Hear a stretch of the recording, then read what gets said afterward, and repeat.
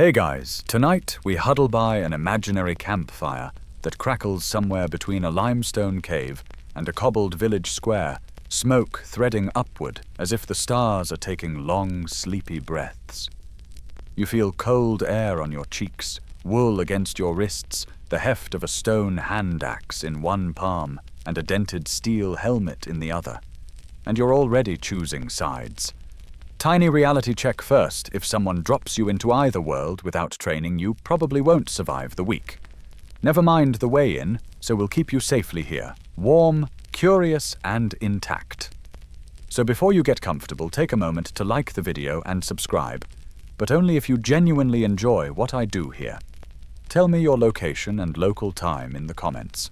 I love seeing the map of sleepy pins light up around the world.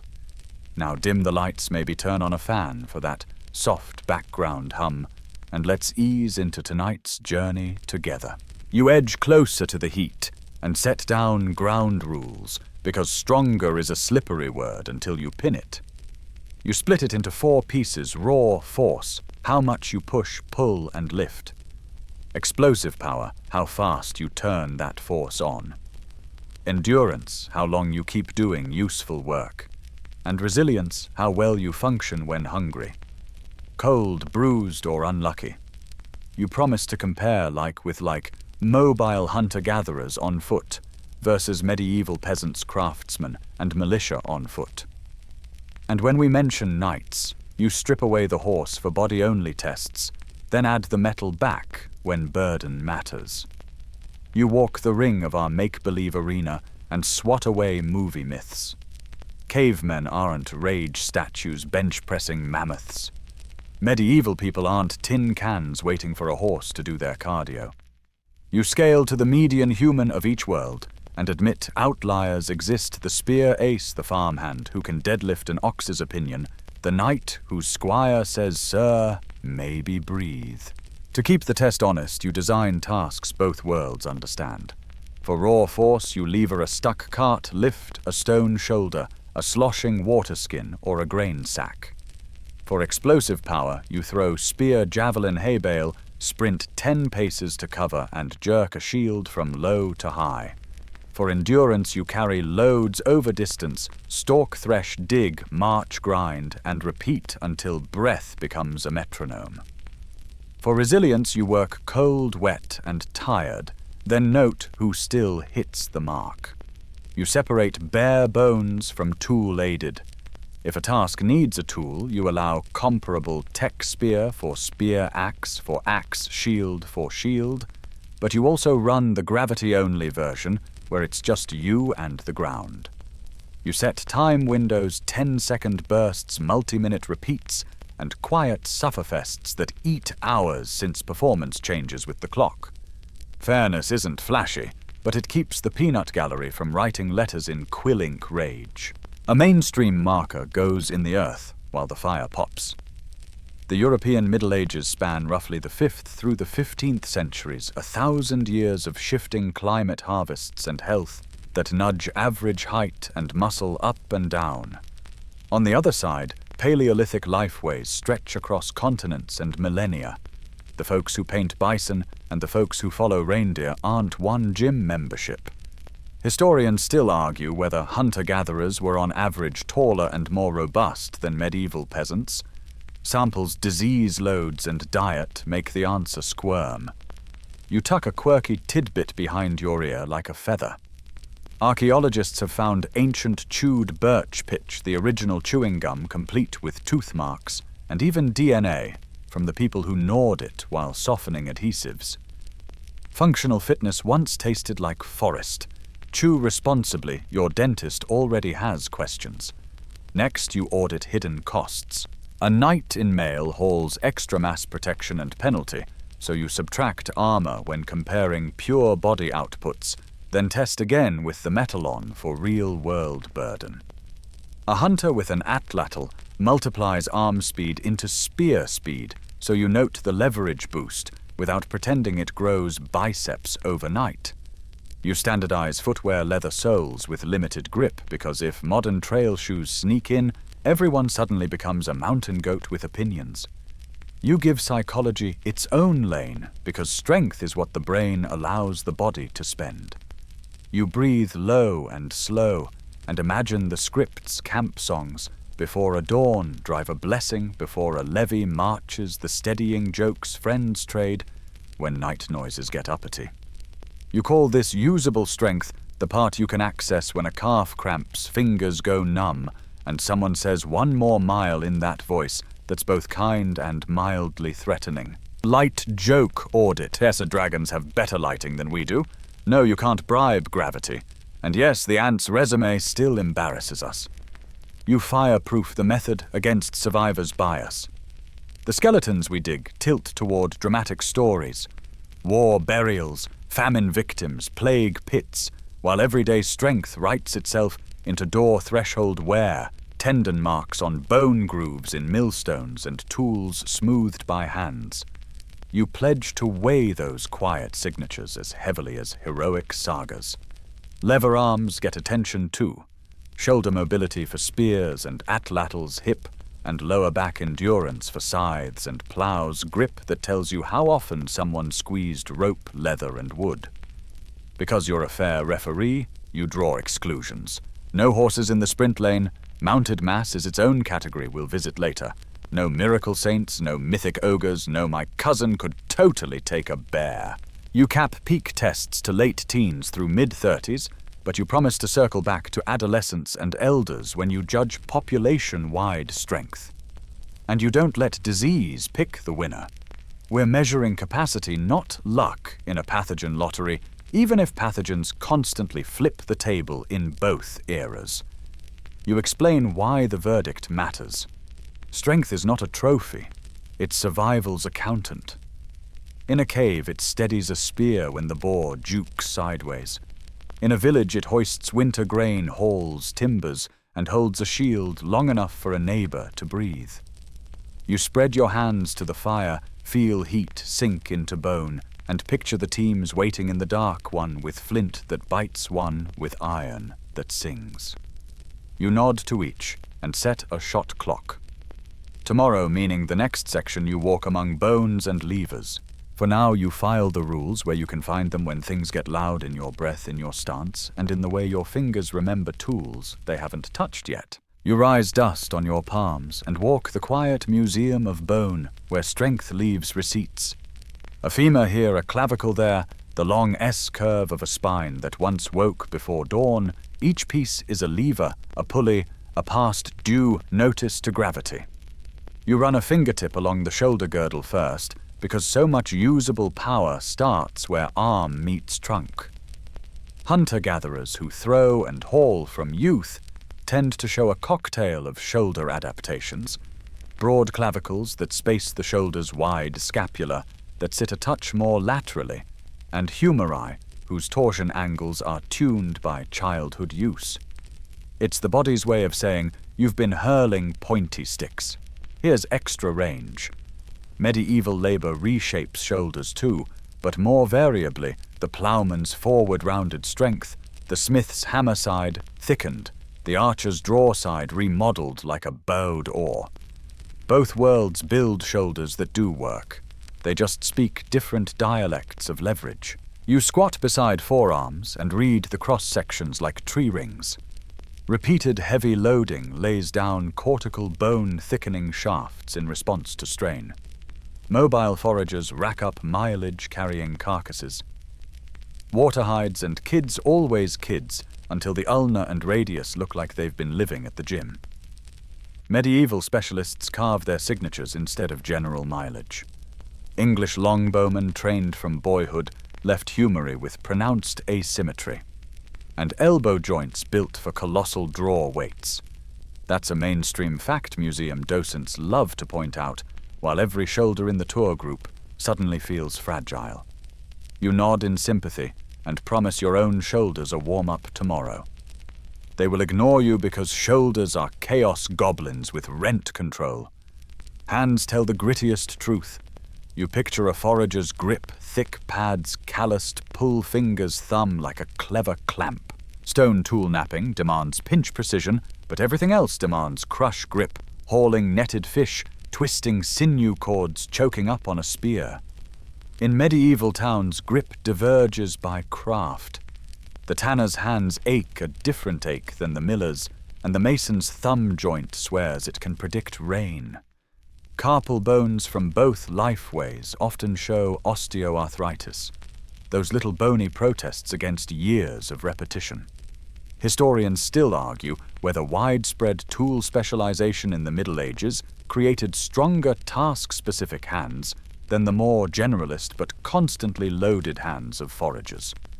Either way, if the contest is hang from a beam for time, you place your imaginary coins on the cave kid who learned to climb before he learned to sit still. You look down the long levers of legs. Femurs are thick-walled narratives. Tibiae are mile counters. Foragers' lower limbs often show robust shafts and muscle attachment sites that scream miles over mixed terrain. Daily life is interval training: sprint, crouch, carry, amble, repeat. Medieval shins can be mighty too. Think of shepherds ghosting ridgelines, or peasants trudging fields with sacks of grain. But a heavier fraction of medieval life converts to stationary grind, threshing, turning, pumping, grinding at the quern. That builds back and hip endurance more than pure stride economy. Ask your hamstrings which they prefer, and they'll file a complaint either way, citing management's unreasonable expectations and gravity's toxic positivity. Height floats in and out like weather. Early Upper Paleolithic Europeans, on average, were fairly tall by pre-industrial standards. With agriculture, many populations shrank a bit, then later rebounded here and there in the medieval centuries, depending on region, climate, and disease load. You step carefully because numbers vary widely, but the gist serves stature, oscillates with calories, infections, and childhood stress. A little extra leg length gives stride economy. A shorter torso can improve leverage for lifts. Neither is an automatic win. Historians still argue whether Northern European men in the later Middle Ages regained stature comparable to pre-agricultural foragers, or remained shorter on average samples, and local conditions keep muddying the puddle. Bone density is the quiet heavyweight. Mechanical loading builds it. Sitting in the feasting hall arguing about saints does not. Foragers who live on their feet tend to carry more cortical thickness. Especially in the legs, mobile lives are gifts to the skeleton. With agriculture and town life, average loading patterns sometimes soften, and with them bone stubbornness. But medieval exceptions loom: large rowers, miners, quarrymen, porters, and that archer course, again, people whose weeks are stacks of heavy Wednesday after heavy Wednesday. They punch above the mean, and if we cherry-pick them, the comparison tilts hard. We won't cherry-pick. We will, however, respect cherries and their antioxidants. Even bedtime history is pro-snack. Now you place the bones under the bright, boring light of mechanics, where usable power is not mystical at all. Longer forearms can add whip to a throw, but only if the shoulder allows speed and the grip arrests recoil. Shorter forearms can make close-in grappling leverage nastier. Torso length versus femur length juggles your deadlift lever arms. A long torso asks your spinal erectors for more heroics. A shorter torso hands the hips a friendlier angle. Foragers often not always show limb proportions, adapted to mixed locomotion and climate. Allen's rule whispers about extremity length and temperature, yielding efficient stride and handy reach. Medieval villagers living closer to latitude-locked climates and local gene pools vary by region, but many carry sturdier trunks from repeated axial loading yokes, buckets, plow handles, timber frames. That's leverage you can cash out when you're prying a stuck cart. Remember our arena test. Spines are journals you don't want to read at night. Both sets of ancestors collect osteophytes and wedging from decades of labor. The pattern differs. Foragers' spines complain about miles with intermittent heavy carries. Medieval spines complain about forward-flexed hours at querns or benches. Either way, resilience shows up as function, despite complaint. You can almost hear a medieval back murmur. I hurt while the hands keep stitching. A forager's back mutters, I hurt while the legs keep climbing. Pain is not performance, but it is rent they both pay. Feet finish the tour with a wink. Foragers' arches adapt to varied ground toes, splay, or a line, depending on footwear. Minimalism and the big toe grips like a polite anchor. In late medieval towns, fashion occasionally commits crimes. Elongated, pointy shoes, poulaines turn toes into decorative paragraphs. Bunions bloom like civic projects. Quirky tidbit archaeologists can sometimes date a skeleton's lifetime shoe trends from Hallux valgus medieval footwear literally writes a note to future podiatrists. If we stage a barefoot balance beam event, the cave team smiles. If we stage a catwalk in Poulen's event, the village wins style points and ankle sprains. Time to translate anatomy into the scoreboard you set by the fire. Raw force torso and hip leverage, plus thick lower limbs, leans medieval for heavy ground-anchored pushes and pries, especially in the average peasant used to yokes and bars. Explosive power, arm speed, and elastic recoil across an open shoulder tilts toward foragers trained by throws, dodges, and short sprints with an asterisk for professional archers who turn stored shoulder strain into flight. Endurance defined as keep doing output for hours without turning into furniture edges toward foragers for mixed terrain locomotion and toward medievals for static posture grind a draw with different. Resilience bones that laugh at shock and joints that forgive repetition likely favors foragers in the legs and medievals in the trunk, which is exactly the kind of tie that makes comment sections blossom. You glance back at the chewed birch pitch from earlier and smile. Even glue needs good bite force. If we added jaws to the comparison, repeated meat tendon chewing in foragers versus tough bread crusts and dried peas in medieval fare might end in a crunchy draw. Joke 3 before the ref docks you. Yes, your modern desk chair is filing a non-compete clause. No, you can't invoice gravity. And yes, the skeleton would like 8 hours of sleep and a calcium stipend. Verdict for the body blueprints alone, the forager design tends to convert effort into movement across space. Throwing covering ground, dynamic maneuvering, while the medieval design tends to convert effort into force against stubborn objects, lifting, prying, bracing. Different levers, different winds. Keep that in your pocket as we head to the pantry next, because engines run on fuel, and the stomach is the most opinionated coach either team ever had. You step from the bone gallery into the pantry, and the air changes. On one shelf, smoked meat, marrow-rich bones, dried berries, and a honeycomb leaking liquid gold. On the other, brown loaves with crackling crusts, a pot of pottage muttering to itself. Wheels of cheese sweating quietly, and a row of clay jugs beading with ale. Engines don't run on hope. They run on macros minerals, and whether breakfast actually happened before the sun started judging you. You start with the foragers, because their menu smells like a campfire that never gave up. Protein is front row red deer aurochs, boar gazelle, seal, salmon, whatever the landscape offers alongside offal that modern eaters pretend not to like, but your mitochondria cheer for. Fat rides shotgun marrow cracked from long bones, subcutaneous stores on migratory herbivores, oily fish when the coast is friendly. Carbs aren't missing, they just live seasonally.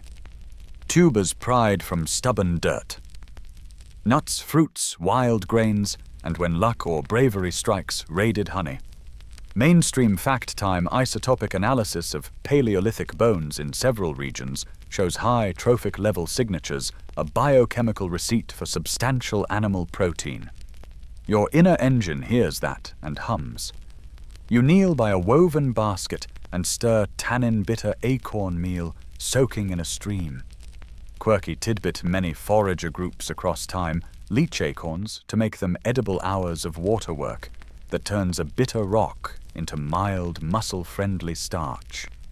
It's slow food that would bankrupt a fast casual chain, but your glycogen doesn't care about the marketing. It cares about the glucose. Historians still argue whether Paleolithic diets skewed low-carb or merely unrefined carb, pointing out that tubers and seasonal fruits can push carbohydrate intake higher than modern paleo memes admit. Now rotate to the medieval larder, where grain is king, queen, counsel, and tax collector. Bread, porridge, and pottage anchor the day, barley, rye, oats, and where wealth and climate comply, wheat. Legumes, peas, and beans bring plant protein with a side of fiber, and flatulence scandalously efficient, if acoustically adventurous. Dairy paints the map, butter and hard cheese up north, olive oil and soft cheeses in the south. Fish surges on religious tides, fasting days, especially during Lent. And Fridays turn rivers and coasts into protein banks, while meat takes holidays in the name of devotion. That's a mainstream fact too. Medieval Christian calendars imposed widespread abstinence from meat during Lent, and on regular weekdays, reshaping menus for a hefty chunk of the year. You lift a jug. It's not IPA, it's small beer, lightly alcoholic, brewed fast calories inside. People drink it like we drink water bottles, casually, constantly, because it's safe-ish and full of B vitamins from the yeast. Historians still argue whether everyday ale was primarily about pathogen safety, palate preference, or reliable calories for labor, but they agree it flowed. Quirky tidbit in some kitchens, the perpetual stew a pot that simmered for days or weeks. Ingredients coming and going was reality. Flavor wasn't a recipe so much as an autobiography with onions. Your teeth vote next because teeth hate sugar spikes and love workload. Foragers generally show fewer cavities than agriculturalists, not because they floss with sinew, please don't, but because their carbs come wrapped in fiber and there's less finely milled starch cementing itself into molars. The medieval mill brings both blessing and grit flour, gets finer bread more regular, but stone fragments sneak into dough, sanding enamel over the years. That familiar medieval smile worn flat in places speaks to loaves querns and the daily negotiation between hunger and dental insurance, which is to be clear prayer and stoicism. You line up macros like soldiers. Foragers often enjoy ample complete protein and animal fat, which favors tissue repair, hormone balance, and satiety. A good trio when you're covering miles or hurling spears. Medieval peasants clock higher carbohydrate intake, topping off glycogen for repeated sub-maximal work reaping, threshing, hauling, especially during harvest sprints when daylight bullies the schedule. Legumes plus dairy keep protein respectable, but shortages, taxes, and weather quickly turn respectable into optimistic. Feast-to-famine cycles hit both teams yet differently. Foragers track herds and seasons. Medieval villagers track rents, tithes, and harvest yields. When weather sulks, granaries sulk louder. Micronutrients whisper from the wings. Foragers nibble wild greens and organ meats that donate iron, vitamin A, and C. Medieval diets can swing iron-rich blood puddings, black bread with husk minerals, or iron poor when meat is a rumor, and vitamin C vanishes in winter. That's when joints ache, and gums complain the scurvy ghost that visits any population starved of fresh plants long enough. On the other hand, fermentation sourdough ale cheese does quiet miracles. It lowers phytates that block mineral absorption and sprinkles B vitamins like confetti. Your muscle fibers do not read recipe books. They read availability. You pause by the brew bench thinking like a coach. Small beer and ale aren't sports drinks, but they do slip in calories fluid and B vitamins during long work days, which matters when you swing a scythe through dawn haze. Joke interlude 1. No medieval ale won't give you a six-pack unless we're counting the containers. Interlude 2. Your modern protein shake would have been called suspicious wizard gruel. Consume discreetly. Interlude 3. Honey is nature's gel packet.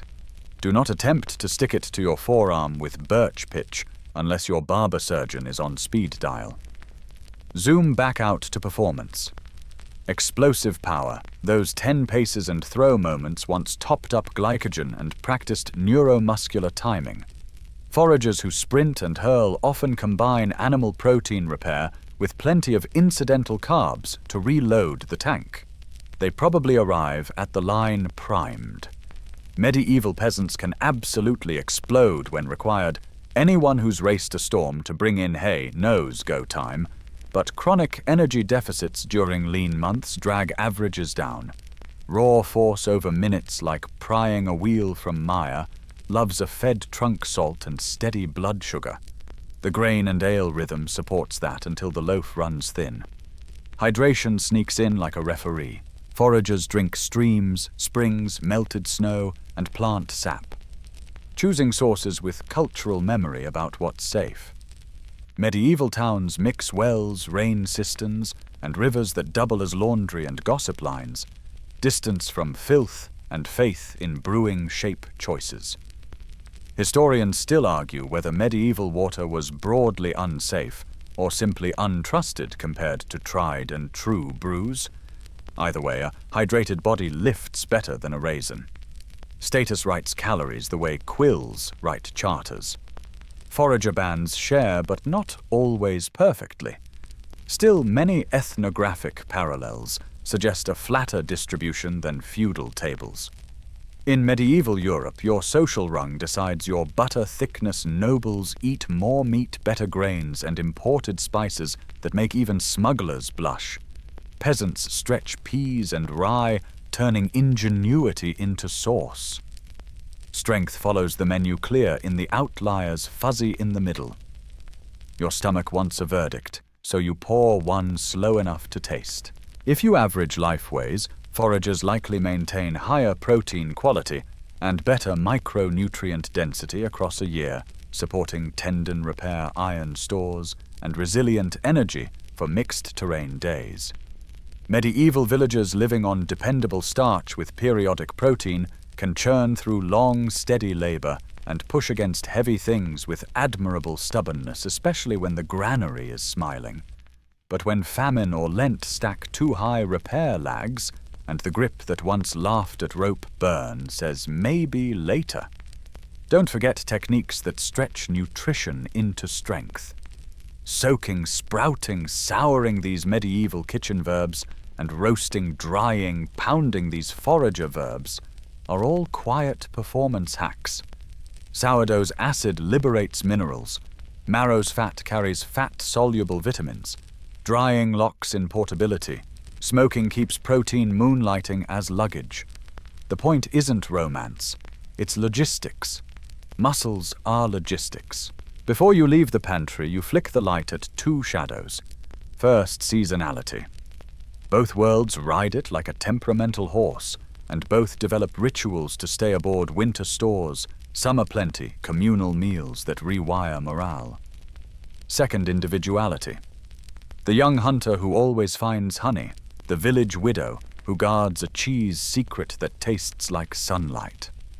These people tilt averages with recipes instead of rhetoric. Fuel score scribbled in your camp notebook. Foragers get a slight edge in repair and micronutrient support. Medieval villagers hold the line on steady work output when harvests and brews cooperate. Knights on campaign, they eat like opportunists. Salt meat, hard cheese trenchers, and their performance rises or wilts with the supply train. Remember this when we talk daily training next, because diet is the silent coach tapping a clipboard while your bones mutter, "We told you so."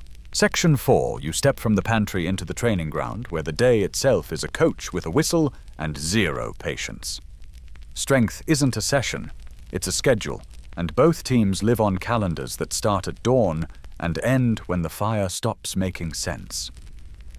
You loosen your shoulders, feel the ground under your arches, and let daily work, not highlight reels, do the talking. On the forager side, movement strings together like beads with no two the same. You walk fast enough to cover miles, slow enough to read tracks. You jog for 30 paces, then drop to a crouch to feel the temperature of a print, then rise into a throw when a bird blunders too close. Loads change by the hour, a toddler who refuses to be a pedestrian, a bundle of tubers slick with river mud, a dripping haunch across your shoulders that turns your spine into a very serious conversation.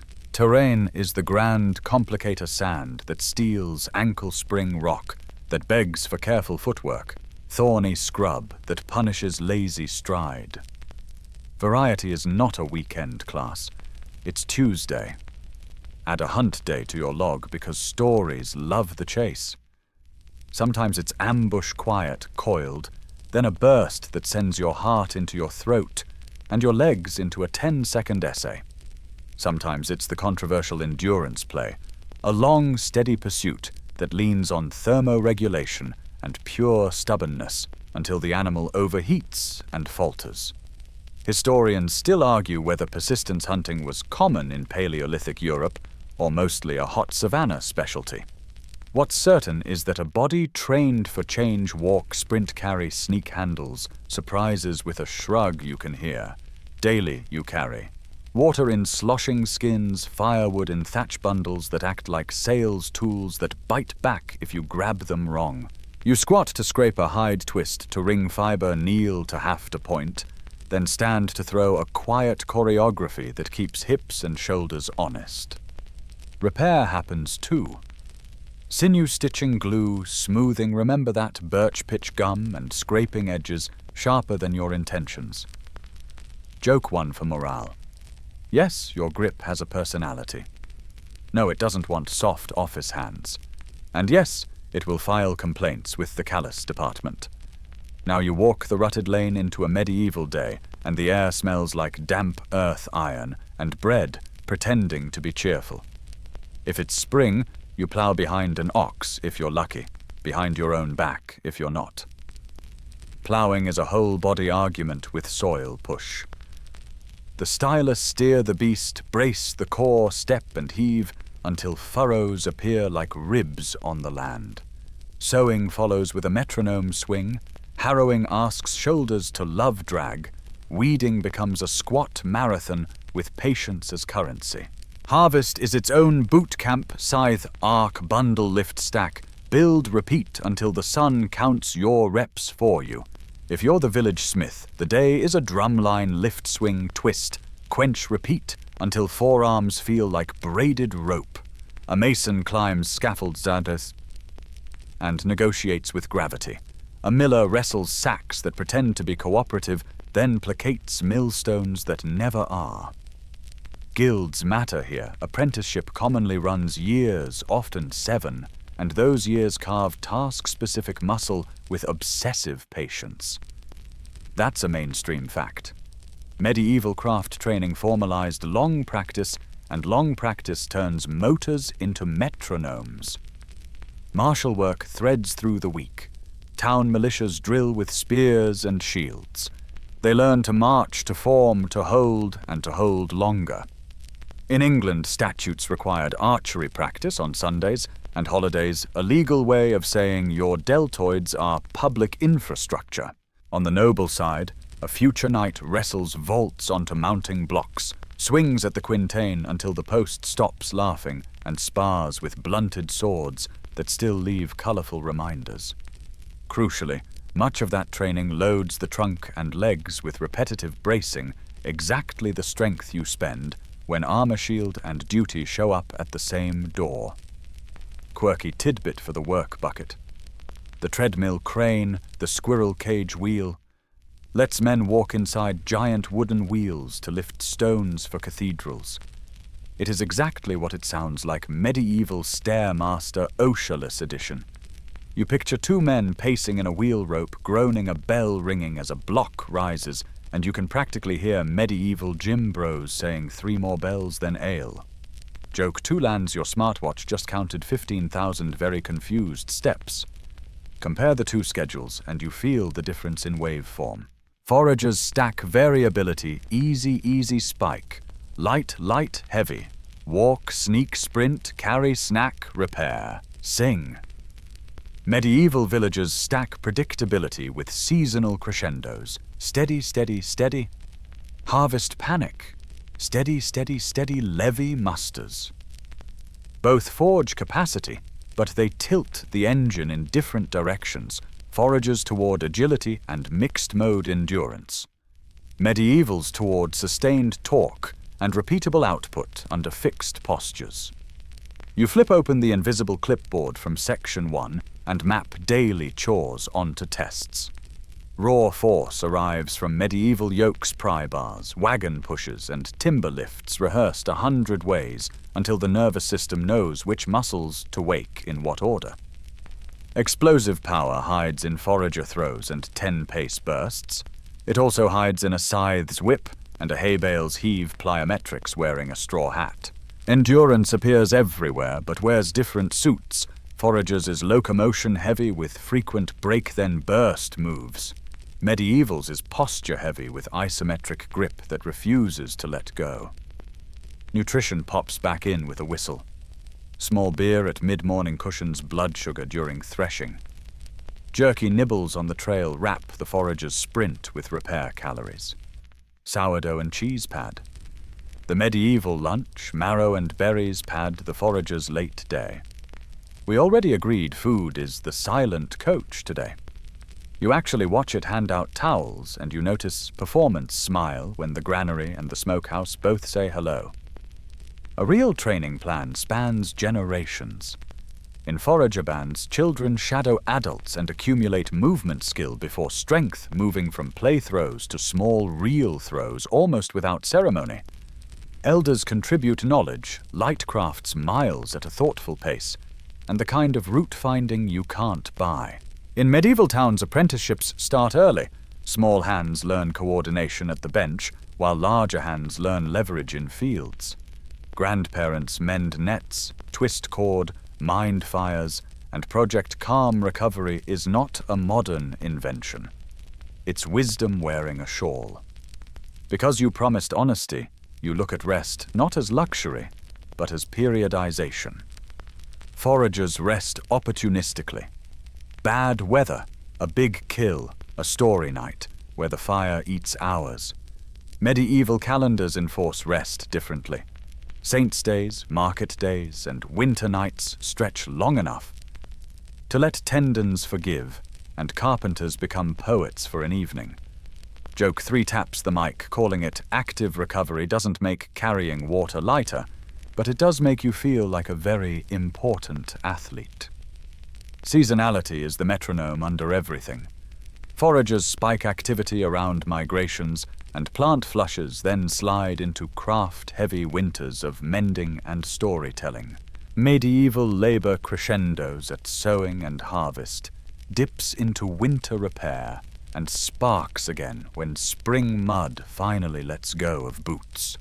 Historians still argue whether daily energy expenditure in hunter-gatherers truly exceeded that of agricultural populations once you account for rest days and seasonal variation. The answer likely depends on place climate and how many mouths the pantry must please. So who gains more from daily life alone? Freeze the frame before technology, and the forager's constant movement diversity likely builds better. Whole-body coordination, elastic recoil, and reactive strength, the kind you cash in during throws, dodges, and tricky footing.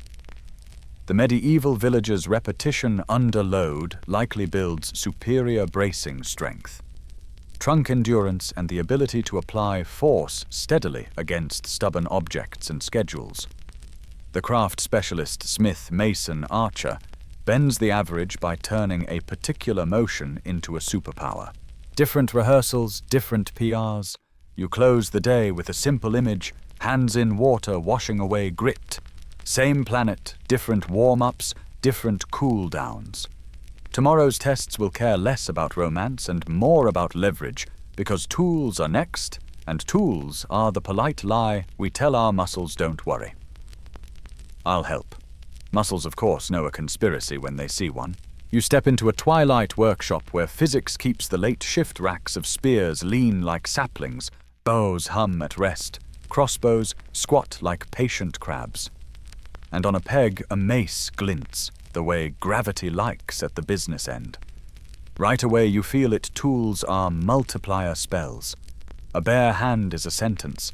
A lever turns it into a paragraph the world must read. You start with the spear because it is the world's shared language. Foragers carve them fire-hard haft stone into them with sinew and that sticky birch pitch glue you keep remembering like a camp song. Thrusting adds reach.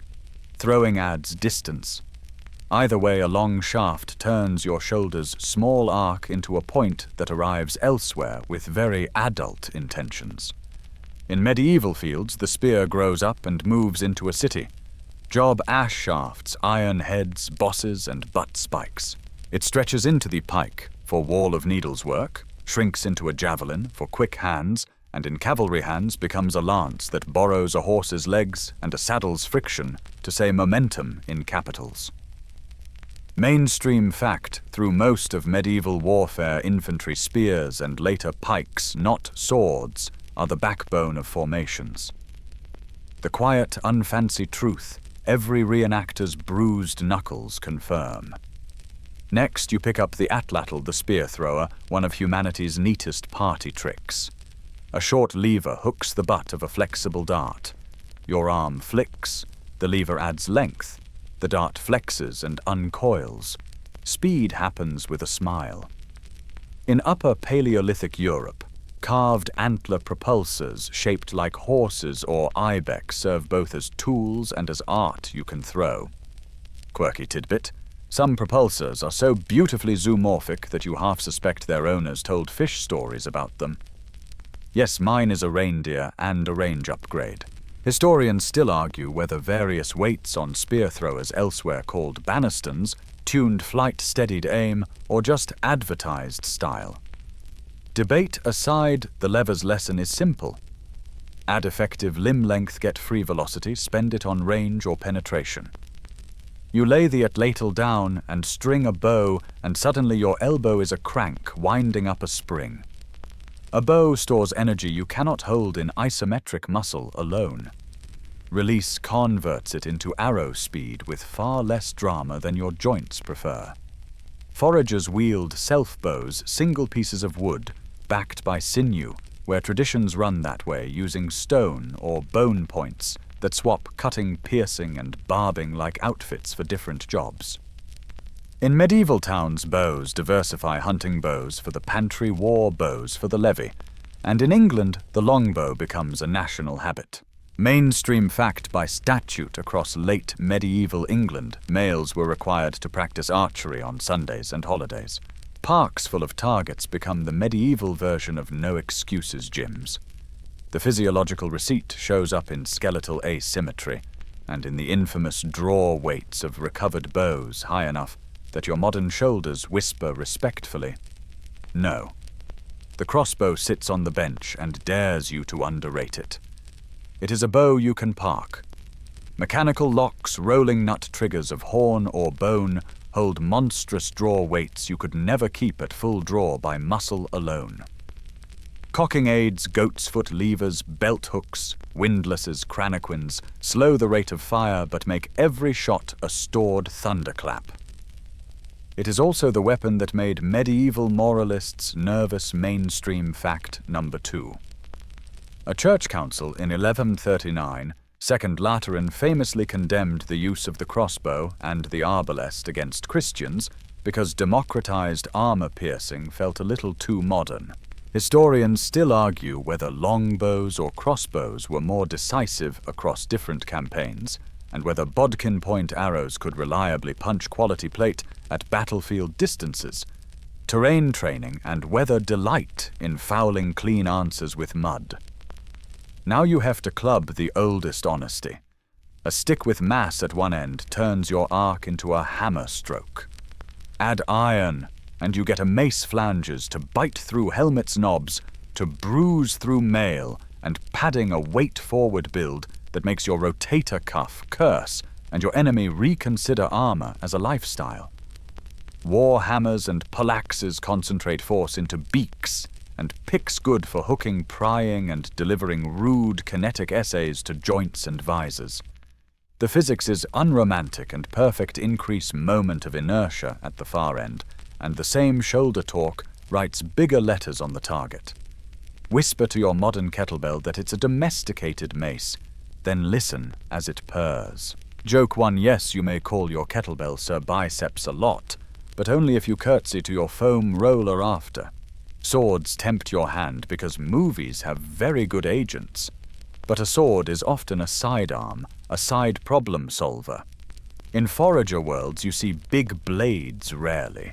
In medieval ones you see arming swords for the hip falchions that trade reach for chopping authority longswords that like two hands and good footwork. Against unarmored foes edges sing, against mail and good padding thrusts and half-swording, gripping the blade to steer the point rise. Against plate the sword becomes a lever that looks for gaps more than it tries to be an axe. That's leverage hiding as choreography, bind, wind, pry, thrust physics as polite wrestling lessons. Shields deserve their own bow. They are mobile walls that cheat the geometry of danger. The center grip round shield more common earlier steers like a big impatient racket, great for active parries and punches.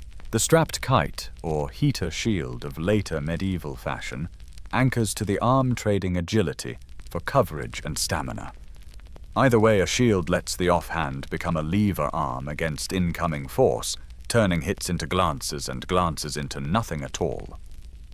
Your endurance test from Section 1, hold a thing in front of you until time loses meaning, suddenly becomes a tactic, not a punishment. Don't skip the sling, the shepherd's graduate degree. A pouch and two cords turn a small stone into a fast stone. Spin builds angular velocity, a release turns it into a straight line. Apology. In skilled hands, slings surprise armor at ranges bows don't always own, and ammunition is everywhere if you like landscaping. Foragers use them for birds and rabbits. Medieval troops, especially in earlier and peripheral theaters, still field slingers who make enemies feel like hail-learned curses. So where does leverage pay out most? Foragers get long reach from spears and atlatls, stored energy from bows, and elegant, packable lethality from slings. Their kit is light, versatile, repairable with sinew and pitch maintenance. You can do by firelight while telling jokes about that boar that didn't get away. Medievals get iron. Iron edges that hold shape sockets that keep heads-on shafts. Nails that turn wood into civilization's Lego set. They also get mechanisms, triggers, windlasses, stirrups, and saddles. Look at the saddle in particular. A high-backed, high-pommeled war saddle lets a lance transfer a horse's mass into a focused strike without ejecting the rider into a lesson about inertia. That is leverage at mammal scale, and it's loud. You walk back to your 4-part scoreboard and tape physics to each category. Raw force gets multiplied by levers, pry bars, long-handled tools, and the mass-forward build of maces. Explosive power borrows from springs, bows, and the flexible shafts of darts. Endurance cheats with stowable strain crossbows hold draw for you. Shields stash fatigue in straps and stance. Resilience piggybacks on materials. Iron resists chipping and bending. Layered linen and mail spread impacts like good gossip wide, not deep. Because honesty makes better dreams, you include the learning curve. A longbow takes childhood. A crossbow takes afternoon instruction and a lifetime of don't dry fire. Spears train fast, but master slow. Swords seduce practice hours you never thought you had. Maces make you strong the way sleds do by being uncomplicated and heavy. Forager kits reward generalists anyone can carry, throw, and fix. Medieval kits create niches, smiths to maintain fletchers, to supply bowyers, to curse humidity. Tools stretch strength into systems. 3 soft jokes before the shop closes. Physics is the only coach who never takes a day off. No, we are not issuing the cave team a chainsaw for balance.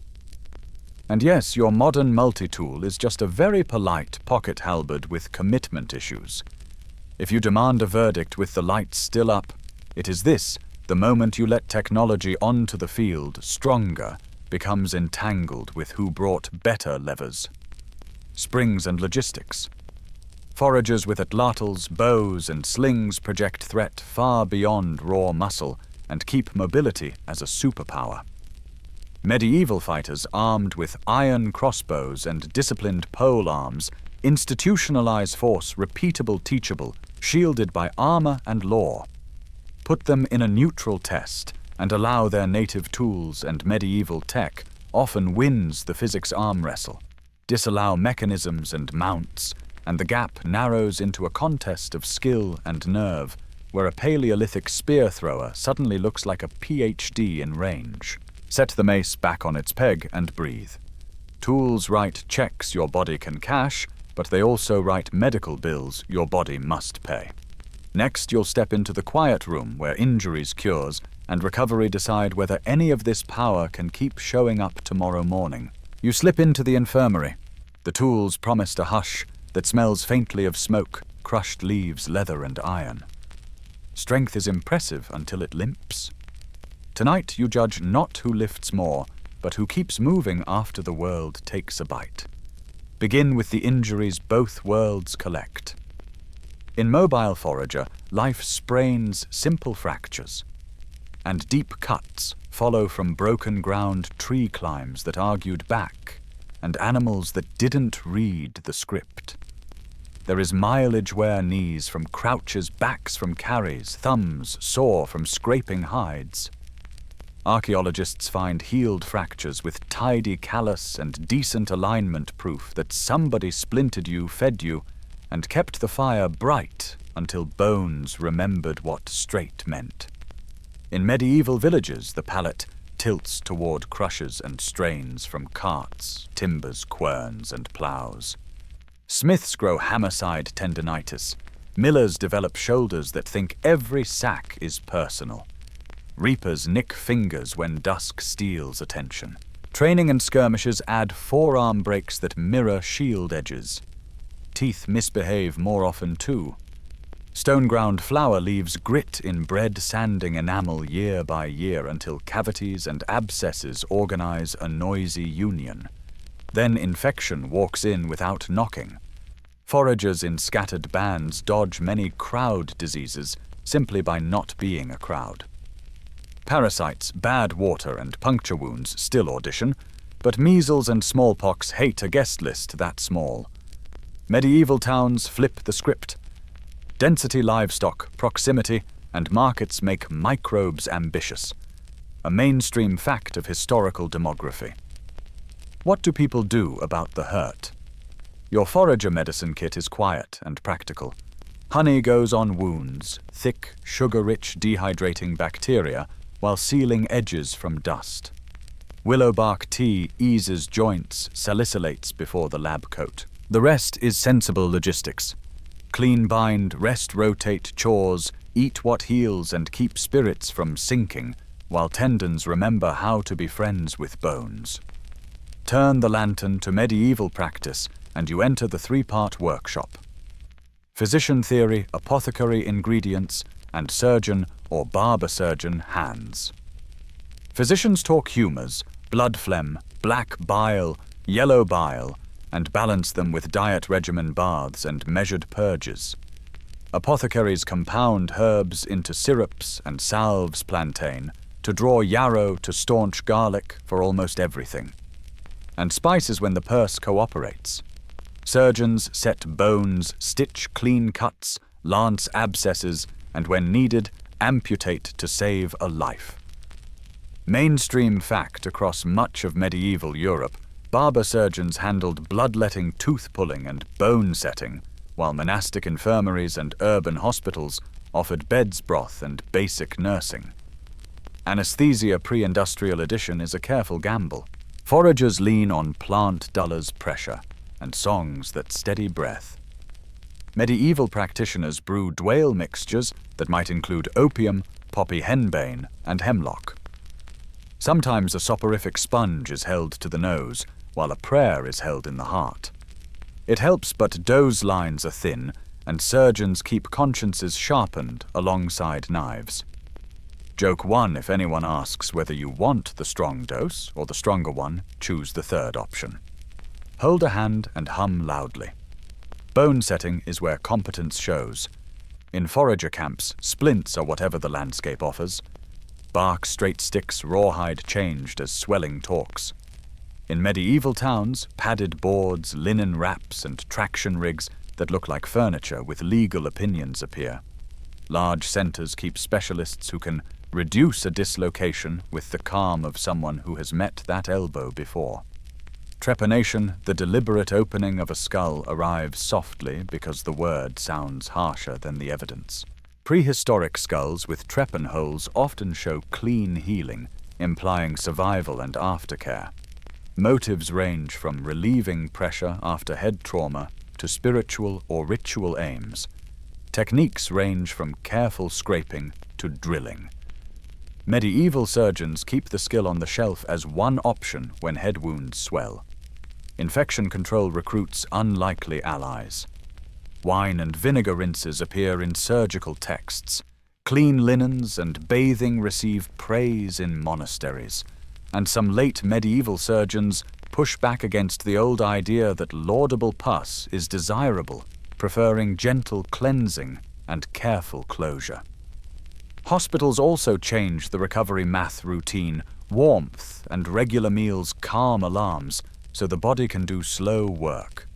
Foragers lack buildings but excel at flexibility. A sprained ankle hunter becomes a hide scraper and story keeper for a month.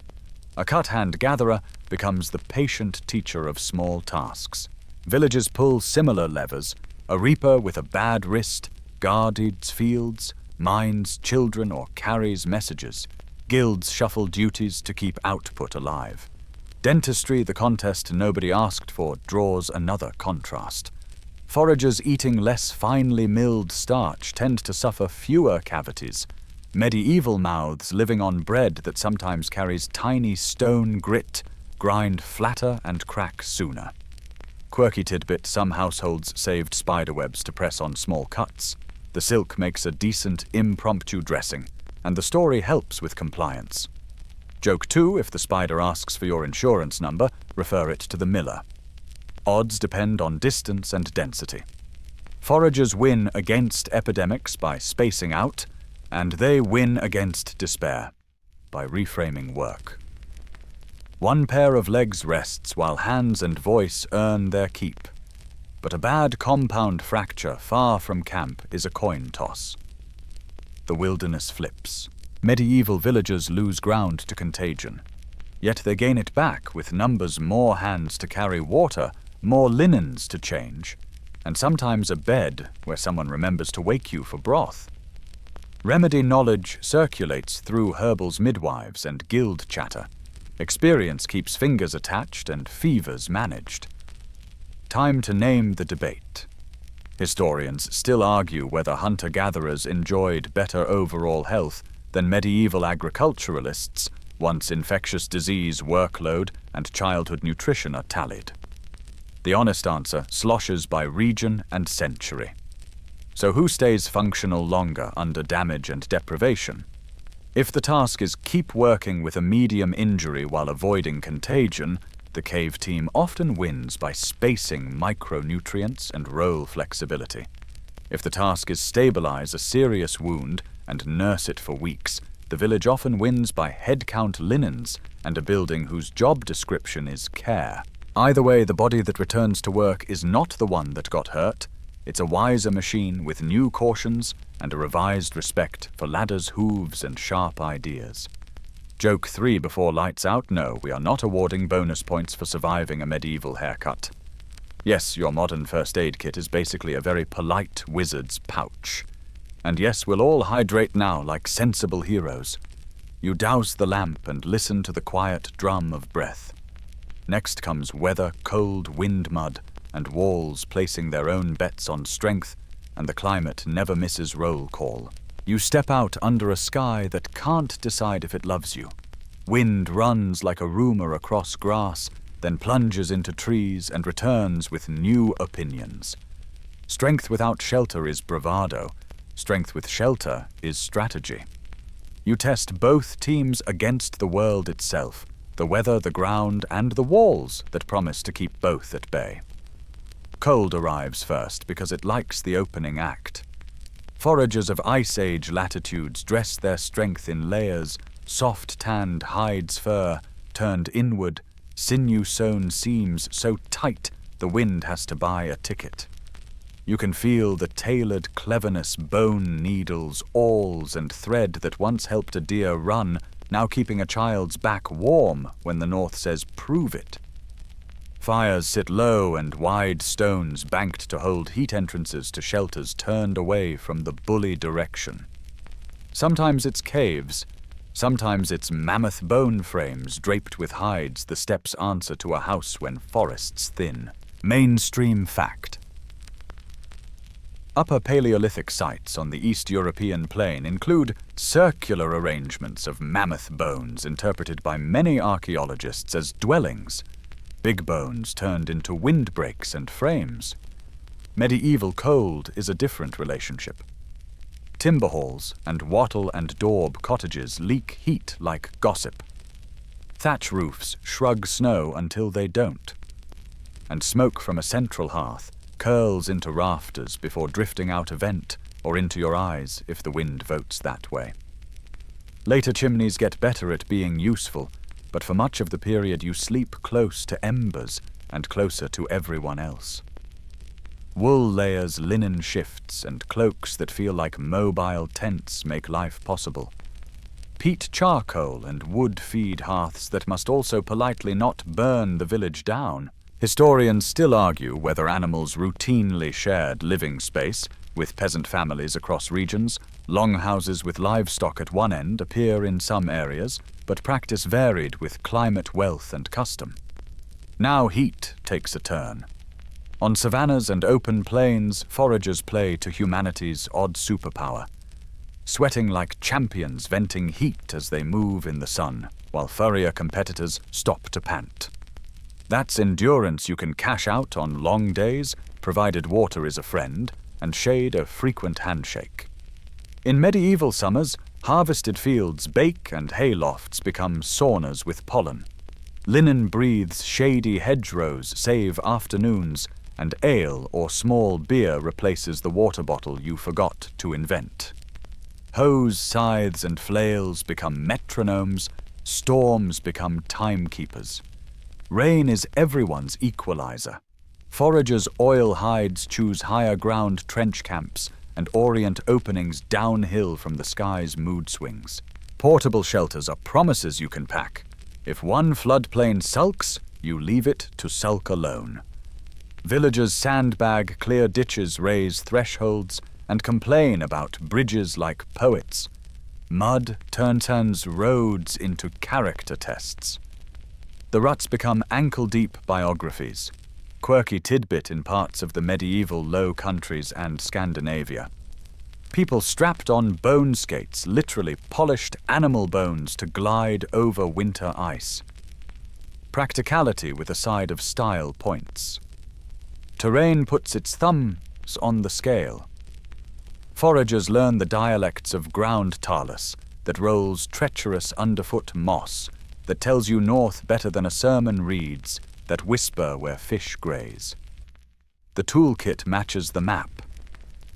Throwing from cover, stalking into wind using ridgelines to steal horizon. Medieval movement knits itself to infrastructure, and livestock carts need width and firmness. Pack animals need fords and ferries, causeways and corduroy roads, logs laid over muck-turn swamps from no into maybe. Roman roads linger like old bones under new grass. Where they're kept, they speed motion and rumor in equal measure. Mainstream fact again, throughout much of medieval Europe, travel often followed a patchwork of ancient Roman routes, local tracks and riverways. Maintenance waxed and waned with politics and purse. Walls and roofs change the conversation. A hide shelter laughs at the wind but shrugs at siege.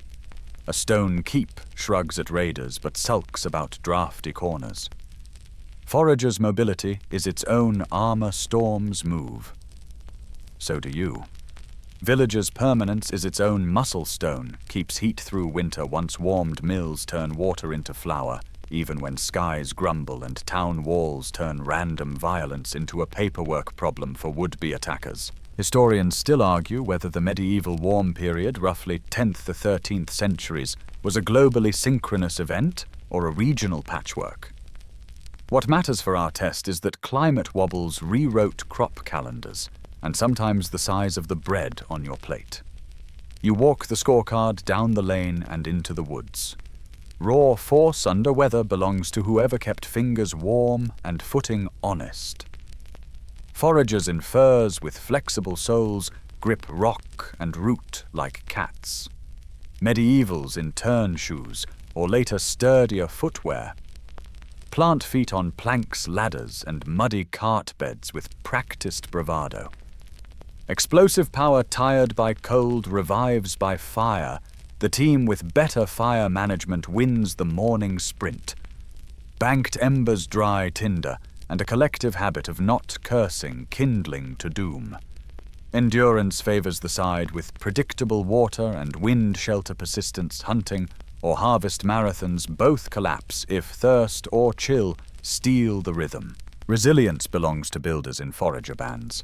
A new camp is a day's work and a mood lift. In villages, thatch gets mended, shutters barred, and food kitchens become morale engines. You pause on fuel because weather votes in that chamber too. Foragers cache food in pits, hang meat high against scavengers' smoke, and dry what can travel. Medieval households stack granaries and smokehouses against walls, salt fish in barrels, and quirky cousin of the pantry. Bury bog butter in peat, where cold and chemistry turn dairy into a future surprise. The environment is both refrigerator and thief. Planning is the lock. Travel under punishment reveals another kind of strength. Snow loads your boots until your calves write poetry. Foragers improvise snowshoes where custom provides. Medieval folks in the north build sledges and rely on planked causeways to flirt with marshes. River crossings decide days foragers wade where safe float hides as rafts read eddies like dialogue. Medieval teams find ferrymen throw planks or wait for fords to behave. Joke 1, if your plan for crossing is run very fast, and believe the river thanks you for the donation. Wind turns weapons into attitudes.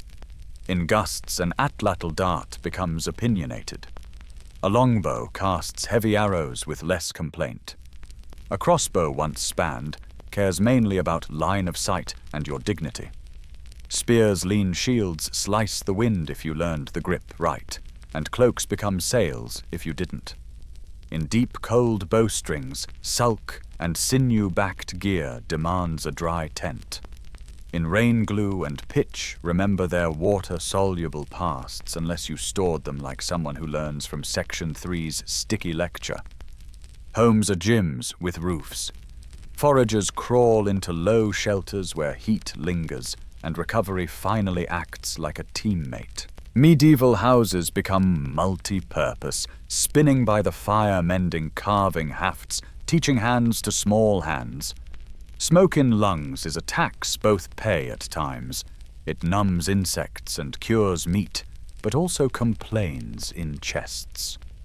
When the wind howls, you measure strength in chores done quietly. Doors barred, embers banked, water-filled edges, sharp stories told. Joke 2, bragging to a blizzard rarely ends well. Better to butter a story and make the night slip past. You hang the last test on the wall, adaptability. Foragers pivot camp with speed storms. Predators resource shifts, turning motion into a shield. Medieval communities pivot workflow rain today, thresh tomorrow, mend gear this afternoon. When the Lord's levy calls men drill, while women and elders become logistics officers with aprons. Mobility and permanence are two kinds of strength. Pick the wrong one for the weather, and you learn a lesson the sky grades generously. Time to name the quiet elephant. The Little Ice Age, a cooler period that deepened from the late 13th, 14th centuries onward, pinched harvests, iced rivers, and taught patience the hard way. That's a mainstream climatic note, with local exceptions and arguments about timing. Families leaned on communal rights to wood estivers, gleaning, and common pastures. Foragers leaned on roots, knowledge of microclimates, and the simple math that fewer people moving equals fewer mouths to coordinate when storms get smug. 3 closing chuckles before frost nips them.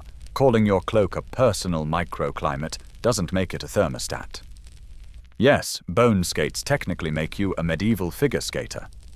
Please don't attempt to triple anything. And no, the wind cannot be bribed with small beer, though it will happily tear the foam off your cup. Verdict for the environment.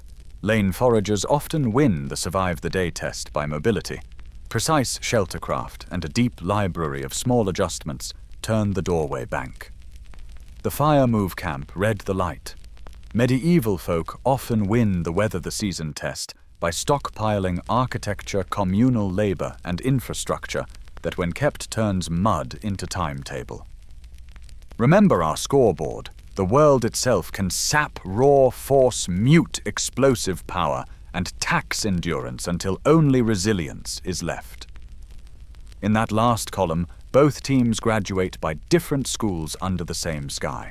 You stand at the edge of a clearing where footfalls turn into sentences.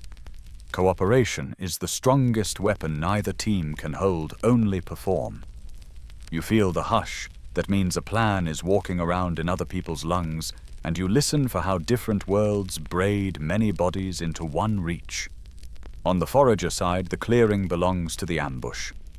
Han, speak first, 2 fingers for a flank, a flattened palm for wait, a quick flutter for now.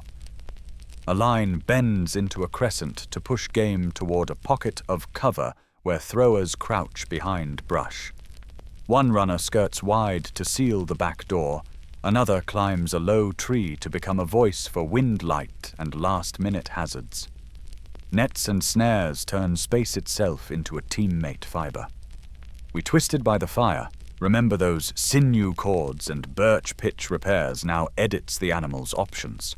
Sometimes the plan is a drive. Small fires laid where smoke nudges not panics. Beaters knocking sticks on trunks to turn a forest into gentle pressure. The group tightening like a closing fist. You watch how roles swap within minutes. Scouter becomes thrower, becomes lifter, becomes butcher. Each job small, the sum loud. Water hunts show a different chorus. Fish weirs arranged stones and stakes make rivers confess where fish prefer to be. A semicircle of people chivies the school into baskets waiting with patient mouths. In shallows, a line of bodies advances, feet shuffling to spook hands ready to pounce. Speed is less important than rhythm you can dance to without music. Quirky tidbit: in some parts of Africa today, the greater honey guide bird will literally guide people to wild beehives in exchange for wax. While that partnership is place-specific and modern, it reminds you that foragers sometimes cooperate beyond the species line. You grin tactics with feathers. Hunting big things invites big choreography. Some bands risk a cliff push noise and smoke funnel herd animals toward a drop. A strategy written in bone piles and careful approaches. Others stake out waterholes to ambush at dusk, where patience beats sprinting. Historians still argue whether persistence hunting, dogging a single animal until heat defeats it, was common in Paleolithic Europe, or mostly a savanna card. What matters for tactics is that the group decides how to spend miles and minutes as if they were coins from the same purse. Everyone's engine, everyone's map. Communication is quiet technology. Clicks, whistles, bird mimic calls the way a hand moves when it wants your eyes and not your ears. These are radios you don't have to carry. There's no parade ground, just rehearsed trust you know where Mira will be, because Mira is always there when the wind says left. You know Leo's throw arrives not on the first beat, but the second and a half. Light joke 1. No, the group chat isn't on your phone. its eyebrows and timing, please update your notifications. Now the medieval square opens its gates, and cooperation gets geometry. The shield wall is the basic spell. Men stand shoulder-to-shoulder shields overlapping so edges become seams. Spears project from the second rank, and sometimes the third. Insults project from the fourth, because morale is logistics too. It's simple and terrifying because it turns 8 individuals into a hinge that doesn't break when pushed. In some places and times, that wall elongates into pikes, a forest of points trained in drill to step, set, and strike as one. Mainstream fact in the 14th and 15th centuries. Swiss pike squares and Scottish schiltrons repeatedly proved that organized infantry with long spears could humble armored cavalry under the right conditions. Formation and nerve beat glitter and horseflesh. Layered on top comes the archery storm. You've already met Sunday practice longbowmen. Now picture their arrows in flights, not single shots, time-salted volleys lifted high to fall as rain that chooses helmets for umbrellas. Crossbowmen add a different cadence span, take a knee behind a Pavis aim release, slow thunder that ignores fatigue once the windlass has done its math. Pavises paint saints and bold patterns because paint is morale and recognition at a distance is survival. Drummers and trumpeters live on the margins of glory, central to the choreography beats set marching pace. Blasts signal wheel, close, loose, or retreat. Banners tell you where the spine of the army is when dust turns the color of confusion. Cavalry seeks the seam. A couched lance line lowers points and turns horses into kinetic paragraphs. The war saddle remember that high pommel locking riders into mass that writes shock across the first ranks. At its best, cavalry breaks a formation not by killing everyone, but by eating the idea that standing together is safer than running. When it fails, pikes make very pointed counter-arguments. Tactics here are marriages infantry hold missile troops, harvest, disorder, cavalry exploit. Town militias fold into this with bills, scimitars, and spears, their training uneven, but their civic pride sharp. They defend walls with the same hands that raised them, and hands remember. Command and control looks like fabric and breath. Church bells can muster towns at odd hours. Beacons pass messages over hills. Field signs, colors, saints' emblems. Badges tell you who is us when helmets make faces anonymous. Rotations keep the wall from melting. First rank steps back, second rank steps in a tide. You practice so many times your calves can do it while your head argues about ale. Joke 2, yes, the trumpet section is essentially medieval HR. They tell you where to stand, who you report to, and when you may leave in an orderly fashion. Set pieces become case studies. The Anglo-Saxon shield wall at Hastings holds flexes and then falters under mixed pressure arrows, cavalry infantry, and reportedly a feigned retreat that pulls undisciplined pursuers into bites they regret. Historians still argue whether those feigned flights were planned doctrine or opportunistic chaos the Normans pretended was doctrine later. Either way, it's a seminar in how cooperation can be unstitched when a few threads chase glory. Later centuries give you wagon lagers, the Hussite war wagons chained into moving fortresses, and town militias that shovel stones and bolts off parapets, while crossbows thrum like stern bees. Cooperation scales from 10 bodies to 10,000. The larger the number, the more your drummer becomes destiny. So, whose cooperation multiplies strength farther? In small groups across broken ground, foragers win on flexibility and speed. They fold around terrain whisper assignments and adapt plans mid-breath without waiting for a banner to catch up. Ambush makes individual skill contagious. One perfect throw opens a window, the next 3 bodies know how to climb through. In big numbers across open ground, medieval formations win on repeatability. Drill lets 100 spears act like a single, very persuasive hedgehog. Volley discipline lets 1,000 arrows write denial zones in air. Strong becomes less about the biggest biceps and more about whether your neighbor believes in your next step. Logistics smuggles itself into tactics disguised as lunch. Foragers coordinate calories by sharing the same kill and moving camp so the pantry follows the plan. Medieval armies coordinate calories with carts and contracts, bakers and butchers, and when the supply train fails, tactics turn into improvisation and bad moods. Your small beer from Section 3 reappears at noon muster, not a party, a policy. Fluid carbs and morale in a cup.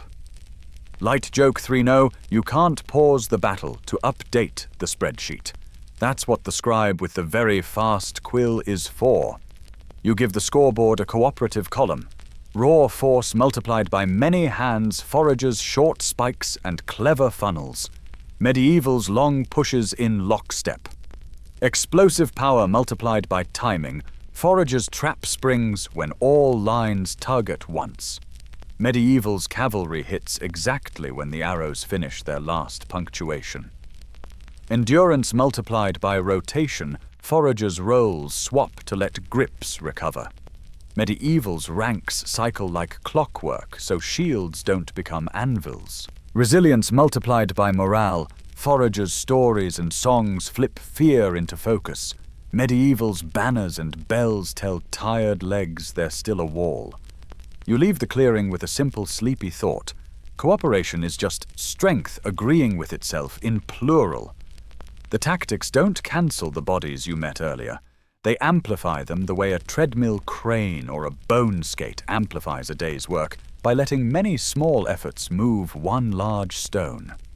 Tomorrow you'll test the whole population, women, adolescents, elders, because a community's strength is never just the spear tip or the knight's crest. It's the hands that pass the water and the eyes that see the path. You step back from the battlefields and workyards and look at the whole village, the whole camp, every back, every pair of hands, every heartbeat that moves the calendar. Strength isn't just the person in front with a spear. It's the orchestra tuning behind them, women with endless miles in their legs, adolescents with spring-loaded joints, elders with a map of the valley drawn behind their eyes. You listen for the baseline of population strength and feel it thrum under the day. Start with women, because whole economies ride on their quiet horsepower. In the forager band, you watch a digging stick bite into tough ground, popping up tubers the way patience pops bubble wrap. Baskets fill with nuts, fruits, greens, shellfish food that doesn't brag but shows up every day. Loads ride in slings across chests and backs, infants asleep like warm kettlebells that wiggle. Walking pace stays conversational. Distance apprentices itself to breath. When a small animal startles a throw, arcs cleanly practice from play, power from rhythm. Some days they join big game hunts, outright casting nets in bottlenecks or closing flanks during a drive. Historians still argue whether women in many Paleolithic groups hunted large game as a routine role or only in particular contexts. The answer shifts with landscape culture and the stubborn bias of what archaeology notices. Either way, you see the obvious endurance, grip, and coordination that don't take rest days just because no one is writing a poem about them. Roll the view into a medieval hamlet, and the same baseline plays new instruments. Women scythe and bind in harvest season, pitch sheaves, rake hay, and carry water in yokes that turn shoulders into statements. Dairying is a full-body craft, milking, hauling, churning hands that can pinch a butter test and hoist a pail without spilling a thought. Brewing is work, not hobby. In much of medieval Europe, household-scale ale-making is women's domain. Alewives and brewsters supplying small beer that keeps calories and morale in motion. That's your mainstream fact, before large-scale guilds professionalize brewing and men crowd the trade in later centuries. And towns, women commonly brew for household and market. Textiles anchor the rest of the week. Flax-pulled wool-carded thread, spun on drop spindles cloth woven. Spinning alone is a lifetime of forearm murmurs. Archaeologists keep finding spindle whorls by the handful, sometimes simple stone or recycled pot sherds, sometimes prettily carved quiet evidence that the loom and the distaff eat hours like the quern eats grain. Pregnancy and lactation don't stop the meter, they redirect it. In forager life, you watch pace adjust, load, rebalance routes, shorten tasks, shift more shellfish, more plants near camp, more craft work by the fire with birch pitch glue and sinew under good light. In the village, the rhythm bends the same way, more dairy, more mending, more garden beds within earshot. Infants tucked while hands keep moving. Joke 1. No, the dragon does not do childcare. Yes, the aunties do, and they have better stories anyway. Adolescents enter like a new tempo. In the forager band play is training disguised as laughter tree races that teach foot placement stone skipping, that tunes release angles, mock hunts, that practice silence and sprint. Small bows light spears and scaled chores rotate through days until the difference between game and work is only whether you're giggling. When bones lengthen faster than tendons, forgive the elders orchestrate a pause, less heave, more craft, fewer sprints on treacherous ground. You remember from our bone gallery that growth plates have opinions. Honoring them is long-term strength disguised as patience. In the medieval town, apprenticeships enroll early. A girl's hands find spindle and needle. A boy's hands find mallet and plane, and sometimes that flips because families need what they need. Market days teach voice and stamina. Gleaning after harvest teaches eyes to catch what's left. Boys bend bows at parish butts on Sundays, building asymmetry. The skeleton will write down whether the boy notices or not. Pages wrestle and ride. Squires learn to armor a body as quickly as a thought. Joke 2, if your teenager won't lift a finger, hand them a quern handle. Motivation is a very persuasive millstone. Elders take the stage late and never leave. In the band, a grandmother's stride is measured and wise. She knows which slope keeps wind off a fire, which patch of reeds hides the steady snails, which crossing only looks shallow. The grandmother effect hums beneath the scene. Older women provisioning and minding children, their labor and knowledge giving mothers recovery time and infants better odds.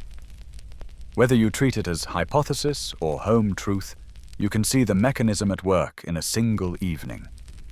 Young parents sleep because someone trustworthy is humming by the embers. Meanwhile, grandfathers carve, mend, retouch points, twist cord, and tell the kind of stories that put courage back into tired legs. In the village, elders sit where light is best, and memory is richest by the oven near the doorway at the bench by the church. They resharpen edges with files that sing. They measure wool by fingertips alone. They watch weather with eyes that have seen harvests go both ways and counsel patience when the sky lies. Guildmasters in their later years lean more on voice than biceps, but their demonstration of leverage, how to pry, how to brace, where to stand, saves young wrists. Monasteries and towns alike keep spaces for the worn infirmaries' almshouses. And warm corners where bones taught by treadmill cranes and bone skates can finally rest. Quirky tidbit. Some late medieval spinning rooms double as social clubs, work chatter matchmaking, and local news tying threads as fast as fingers do. Productivity has always liked a good rumor. Life expectancy plays tricks if you read it sleepy. Averages in both forager and medieval populations are pulled down by infant and child mortality. That ice-cold statistic hides a warm truth. Those who survive childhood often reach their 50s and 60s, some beyond bringing with them shoulders that remember and hands that point. That's another mainstream note worth pinning near the Fire Age 30, as doom is a myth born from math, not from how many birthdays a sturdy body can collect when luck doesn't veto it. Historians still argue whether adults in foraging groups typically enjoyed better health into older ages than medieval peasants once you fold in disease exposure, nutrition, and workload. The ledger keeps changing with place and century. Now put every group on the scoreboard you drew in the first ember's light. Raw force across a population is not the strongest man. It's the sum of every lift, press, and carry performed by all bodies most days. Women's water yokes, dairy pails, and grain sacks. Adolescents' wood bundles and market baskets. Elders' careful, leverage-savvy lifts. All of that is tonnage the day spends. Explosive power looks different when you pluralize it. A coordinated harvest, toss a sudden rush to pen loose animals, a line of kids sprinting with messages when bells call muster. Endurance becomes the ability of a community to keep working when the sky chooses a long weather and the pantry negotiates with it. Women's steady calories in forager menus, women's and men's field marathons in medieval summers, elders' crafts that carry winter without back-breaking miles. Resilience becomes the redistribution of tasks after injury, pregnancy, illness, or bad luck. Exactly what we saw in the infirmary, the whole playing the part of a healing tendon. No fair tale leaves out the smaller bodies. Children underfoot are not dead weight, their future miles wrapped in curiosity. In camps, they fetch water with cups, feed fires with kindling, and become surveillance kids, hear everything. In villages, they shoe geese, weed rows, spin coarse thread, stir pots, and run errands that are basically cardio with purpose. You can quantify their strength in laughter per hour if you like. Morale is a muscle too. You promised 3 jokes. Take the third gently. Yes, your grandmother's forearms could probably crush walnuts. No, she does not want to arm wrestle you. Yes, she will win at cards instead and call it a draw. Time for the verdict you can actually use. A community's strength peaks not when a few stars shine, but when every age and sex contributes without burning out. Forager bands convert women's day-in, day-out foraging horsepower and cooperative childcare into caloric stability that fuels hunts and craft. Medieval villages convert women's fieldwork, brewing, dairying, and textile labor, plus adolescents' apprenticeship hours, and elders' technique into a machine that can lift cathedrals 1 stone at a time. If you want to crown a winner, ask a different question: which lifeway at its best turns more of its people into dependable force over more days? Some seasons the band wins by mobility and constant skill sharing. Some seasons the village win by infrastructure and rotation. Most days they tie by surviving. You feel the campfire lean toward the next topic, like a listener falling into a good chair. The body isn't just meat and lever, it's a set of permissions the mind grants under stress. You've seen who can lift and how long they can keep it going. Now you watch who can breathe through fear, who can turn a ritual into a switch, and who can make strength spend itself wisely when the night has opinions. You sit a little straighter because the next lever hides behind your ribs. Strength is not just fiber and lever, it's permission. When the wind gets teeth and the spear feels heavy, the brain decides how much of you the body is allowed to spend. You breathe out long and slow, and you notice how breath already edits fear. Shoulders drop, eyes widen, hands remember what they're for. You're about to compare 2 permission systems, one tuned for small band hunts and close kin, the other tuned for bells, banners, and 1,000 boots, landing like one thought. Start with the hormones because they are the body's short words. Adrenaline and noradrenaline sharpen the world faster, art, quicker reaction, pain trimmed at the edges. Cortisol arrives later with logistics, more glucose in the blood attention that latches onto threats like a terrier. In forager life, surges come in bursts, ambush, sprint, carry, and then wash out by the fire with laughter, food, and the quiet therapy of craft. Yes, even that birch pitch gum you keep chewing like a memory. In medieval life, stress often arrives as a drumline, hours of marching, minutes of panic hours again of holding the line. Different waves, same sea. Rituals are remote controls for those waves. In the band, a pre-hunt hush settles a song that calls luck by its nickname, a taboo, that says no loud talk, no boast, a smudge of smoke that tells your nerves which way is forward. Shamans or ritual specialists may spin the mind into the right room, trance by drum breath and story, so focus feels like a tunnel you can walk. Quirky tidbit in Ice Age caves. Some hand stencils are missing fingers.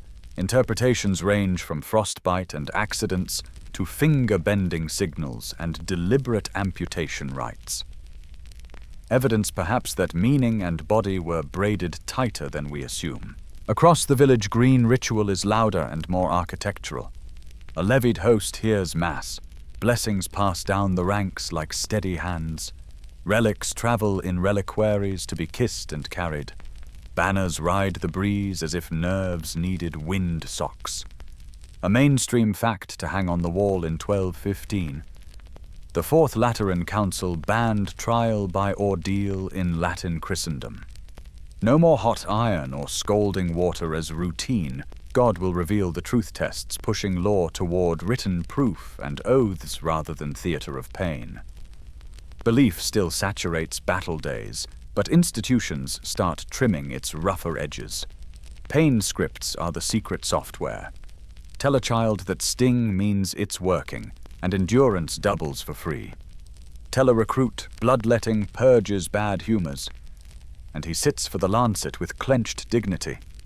Tell a hunter numbness means the spirit is here, and the next climb stings less. Foragers lean on tend and befriend as much as fight or flight proximity touch synchronized work songs.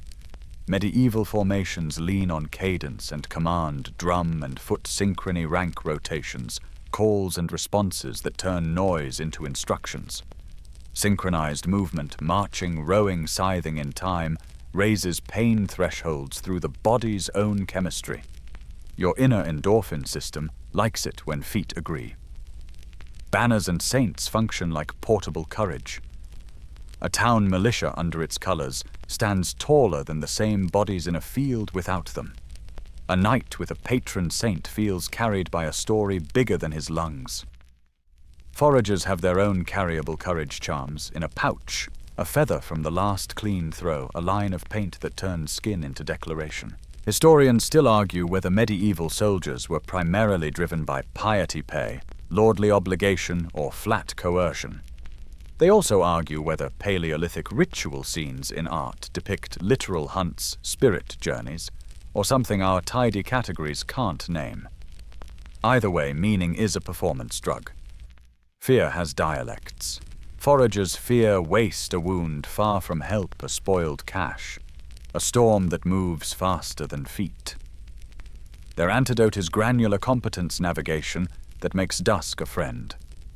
Weather reading that turns clouds into advice, a group memory that says, this ford lies. Medieval villagers fear spectacle fire in the thatch hoofbeats at night, the levy call when fields still need hands. Their antidote is institutional memory, the bell pattern for come the chest where charters sleep, the aisle where you kneel because courage feels thicker there. Joke 1 clears its throat. Yes, both teams have a motivational speaker. Yours is either a drum or a friar. Neither accepts exposure bucks. Breathwork appears everywhere once you start looking. You inhale through the nose before the throw exhale on release. You brace before you lift a beam in the barn, hiss between teeth as it rises. Foragers often use quiet breathing to shrink their profile to prey. Medieval archers use measured breath to steady sights in a field that is not steady at all. Prayer is breath with choreography. So is humming. Even the barber surgeon's bite this strap and sing is a breathing plan disguised as bedside manner. Placebo and nocebo slip into the script without tickets. Honey on a wound is pharmacology. The whispered honey heals is placebo's helpful cousin. a top-down message that lets the pain gate close a hair. This pottage is thin, you'll be weak by dusk, is a nocebo that makes the scythe heavier. Leaders hunt captains, reeves, sergeants, elders set these invisible loads. A good leader spends courage like a careful banker loaning calm at interest. A bad one writes checks. The body can't cash. Joke 2, if your boss says morale is optional, look for a nicer cave. Anger, when domesticated, is fuel. Foragers may shape it into mockery of the animal that hurt a friend, words you throw, so your hands can stay precise.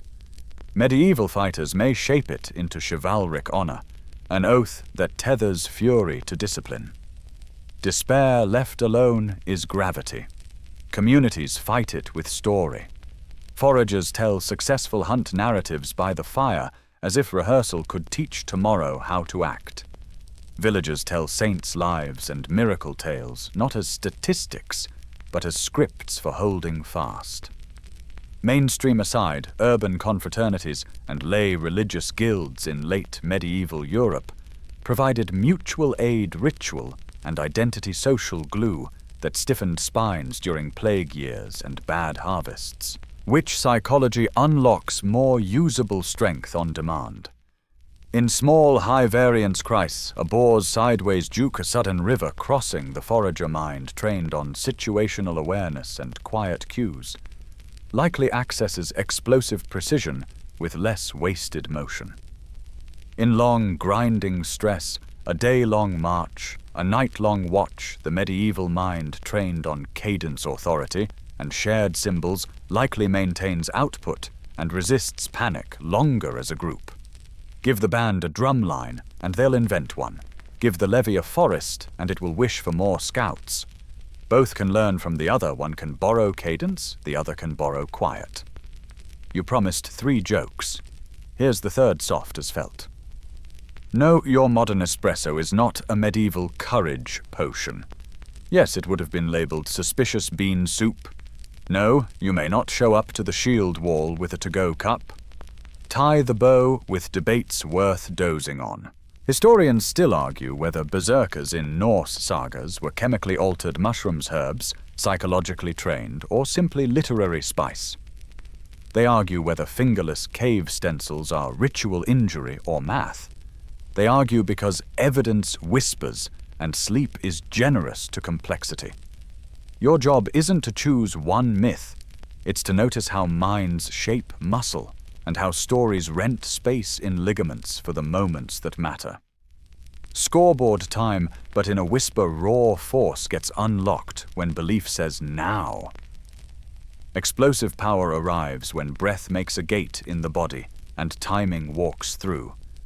Endurance stretches when cadence and community share the load. Resilience blooms when ritual turns fear into something with handles.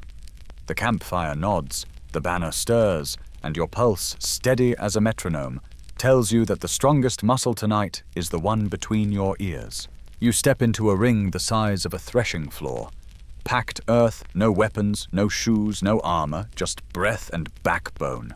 Strength stripped of tools and titles becomes geometry where your hips are when somebody else's balance isn't.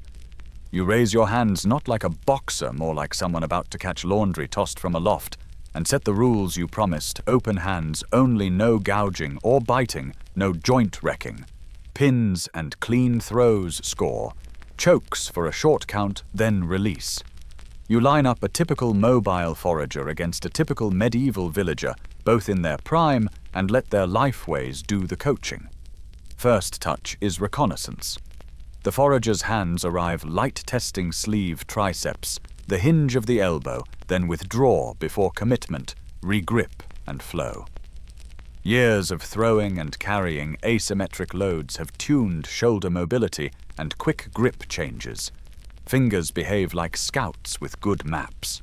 The villager's hands settle heavier, confident from sacks, yokes, plows, and hammers. Forearms feel like braided rope, and there's quiet faith that bracing wins arguments. A collar tie arrives, a biceps tie answers, and already angles are being bought and sold like market bread. Footing decides whether those purchases hold value.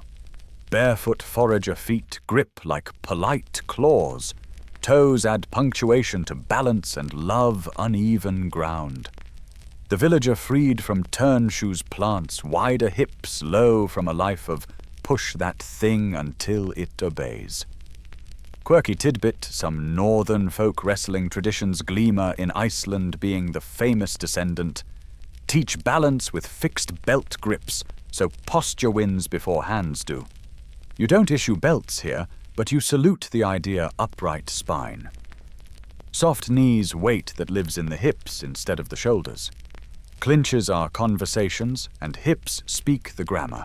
The forager looks for underhooks and a fast hip turn that makes an uchimata cousin happen without a Japanese lesson thigh as lever opponent's center tipped over an invented fulcrum. The villager answers with body locks and trips learned 100 accidental ways. Barn floor scuffles, ditch rescues, 3-person hay bales where your foot has opinions and your calf does HR. A simple outside trip, Osoto by any other name, lands with a puff of dust and a mutual grunt. Nobody's winning on style, but gravity applauds. You reset and test wrists. Tooling leaves signatures. A smith's handshake is a small bear, a miller's pinch is a vice, an archer's draw side is a different country from his bow side. The forager's grip is springy crush for a second slide regrip, always hunting a chain toward a shoulder turn. Both win if they get to their game early. Joke 1, if you came to this bout for elegant footwork only, I regret to inform you that mud has entered the chat. Breathwork hides under everything. The first 30 seconds are mirrors and feints. The next 30 are lactic acid filing complaints in triplicate. You coach both out loud, inhale through the nose, exhale on effort. Keep the ribs soft at the bottom. Don't let shoulders write your pulse. The forager listens, stalking then sprinting makes breath switches a reflex. The villager listens, scything and hammering. Teach an exhale that rides work like a shadow. When clamps happen, bear hugs, body locks. The villager's trunk turns into a patient press. When scrambles explode the forager's lungs, switch gears like a well-oiled bowstring. Technique steps out of the library and nods to the dirt. Mainstream fact, late medieval fight books by Fiore dei Liberi and Hans Talhofer devote generous folios to unarmed grappling abrazare / ringen hip turns, trips, arm drags, knee bumps, standing joint controls, and the very polite art of putting someone down without asking their opinion. The villager may not own a manuscript, but fares militias and older cousins pass down pieces. A clean outside trip everyone's uncle taught shows up on cue.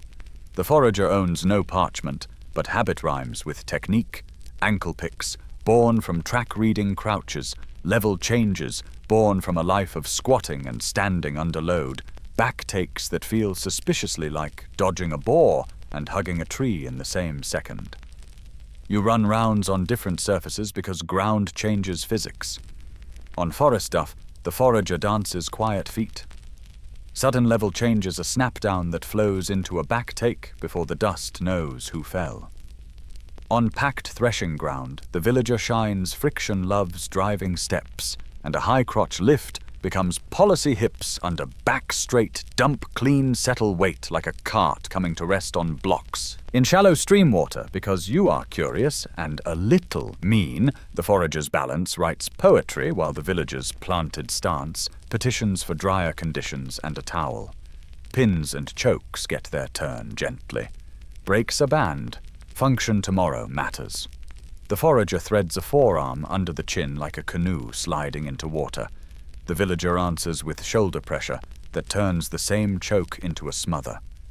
3 taps fast, release breath before pride. Pins count, pain doesn't. That shifts choices. Top pressure from a chest built by sacks and beams becomes currency. Hip heisted escapes from someone who refuses to be a rug turn the table back in a heartbeat. Joke 2, both will absolutely complain later to their respective friends, who will respond by offering small beer or smoked marrow and precisely 0 sympathy. Edge cases teach more than clean wins. An archer asymmetrical from years of draw discovers his preferred side clinch is a gift, while the offside feels like writing with the wrong hand. A forager with a healed rib fracture respects chest pressure differently and prefers back takes to frontal embraces experience. Whispering, "We don't like that." Adolescents remember their spring-loaded joints from Section 9 turn every scramble into a pinball machine. You bench them for fairness and future cartilage. Elders carry leverage like a secret less blast, more timing, and occasionally embarrass younger bodies with a well-timed foot sweep that has no right to be that tidy. Weight classes are their own honesty. The knight without armor if heavier by a head and schooled in wrestling. As many elites were, can drown a forager's speed in clinch water provided the bout doesn't turn into a scramble festival. The small wiry shepherd can turn a bigger farmer into a kite with ankle picks and inside trips if patience holds and angles keep arriving on time. You keep the score sheet scenario-based, not myth-based, and average builds back toward the center, so the test reflects lifeways, not legends. Grip fatigue is the silent bell. Around minute 3, hands get frank. The forager's switch grip style ages better. The villager's clamp and hold needs rotation, wrist ride to elbow ride to body lock, so forearms don't write resignation letters. Your pantry talk from Section 3 peaks in glycogen turns choices into speed or glue. Hydration turns forearms from stone into citizens. Breath from Section 10 pays dividends here too. Slow exhales buy quieter nerves and steadier grips. Because folk sport matters, you add a festival rule.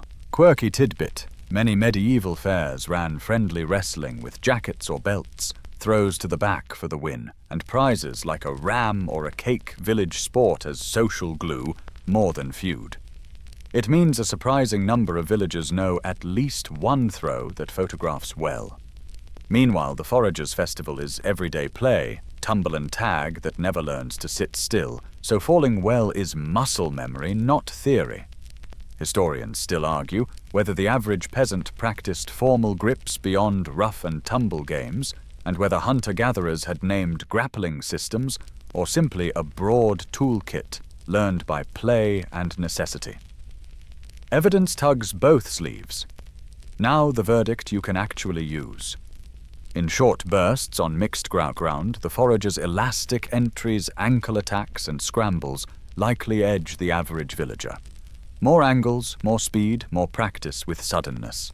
In grinding clinches on firm ground, the villager's trunk strength grip and comfort, applying steady pressure, likely smother the average forager.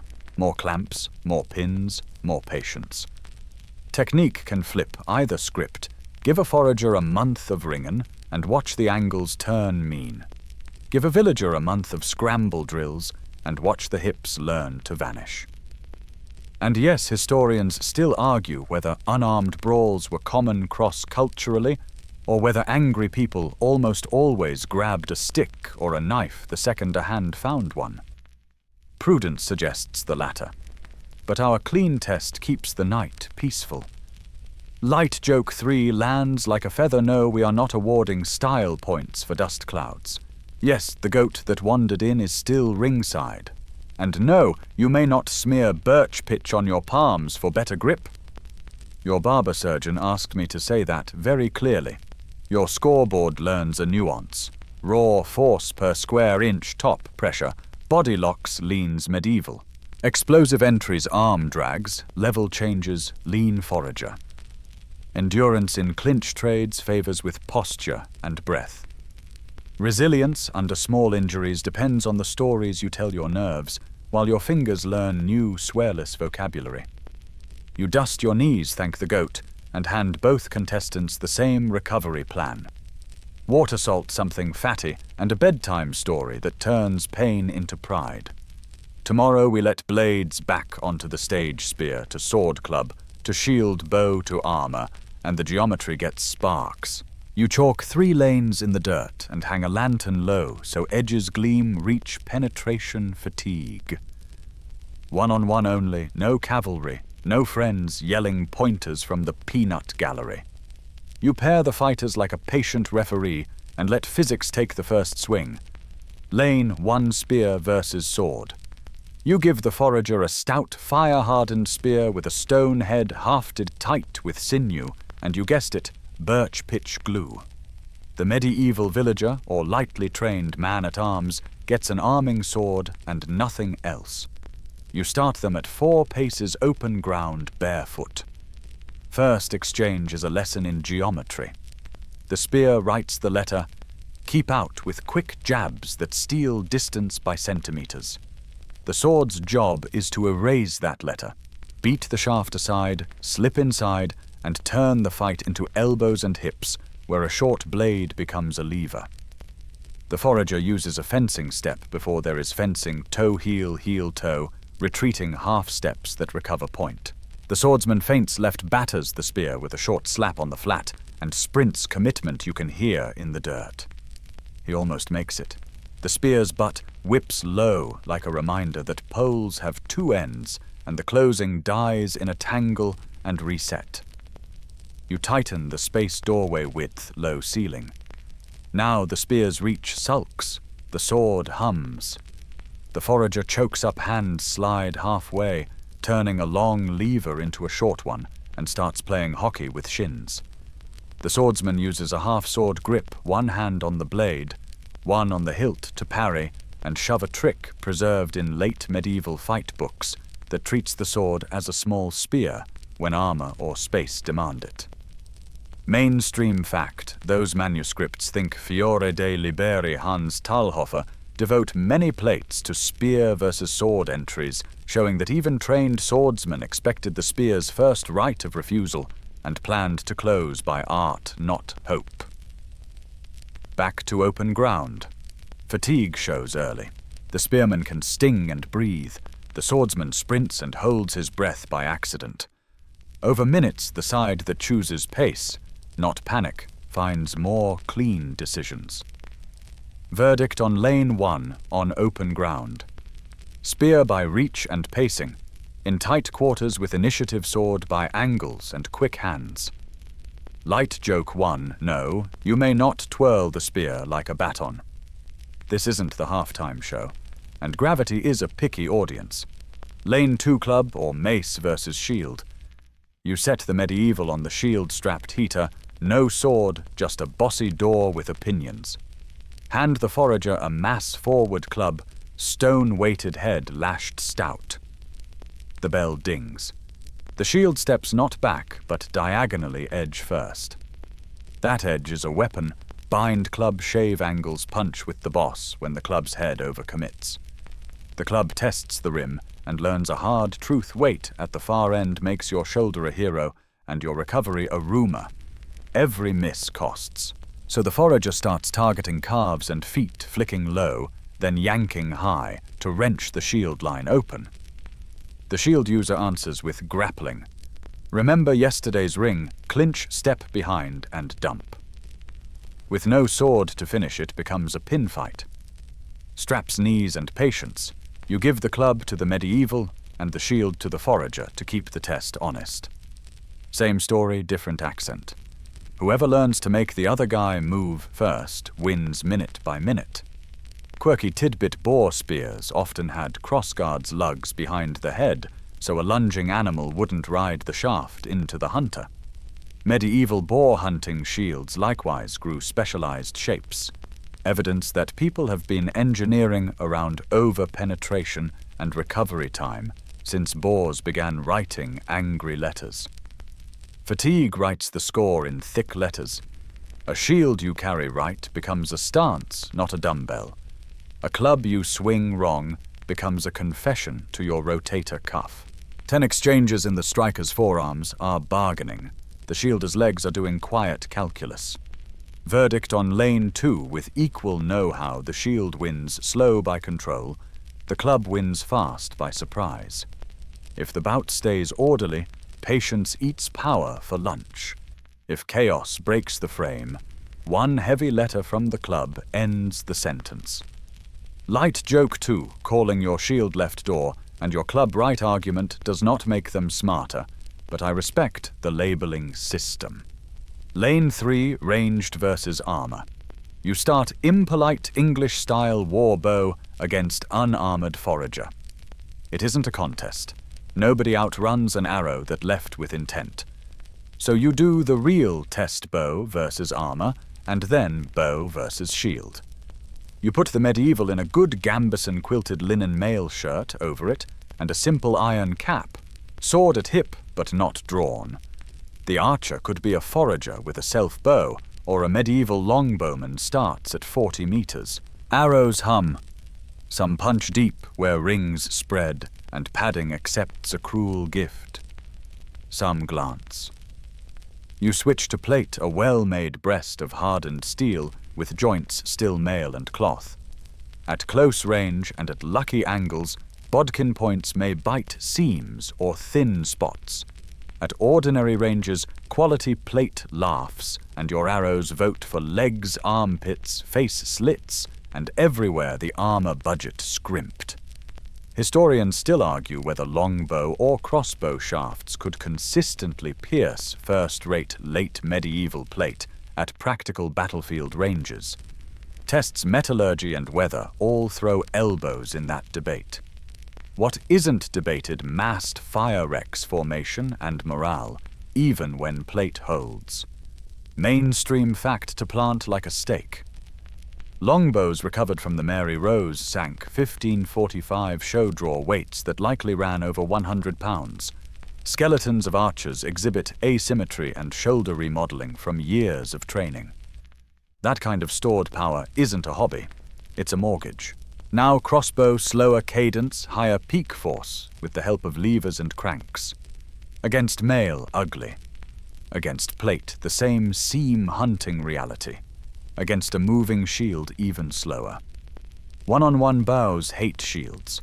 The first serious block forces footwork, and the next forces Plan B. And Plan B is distance or daggers, neither of which archers adore without friends.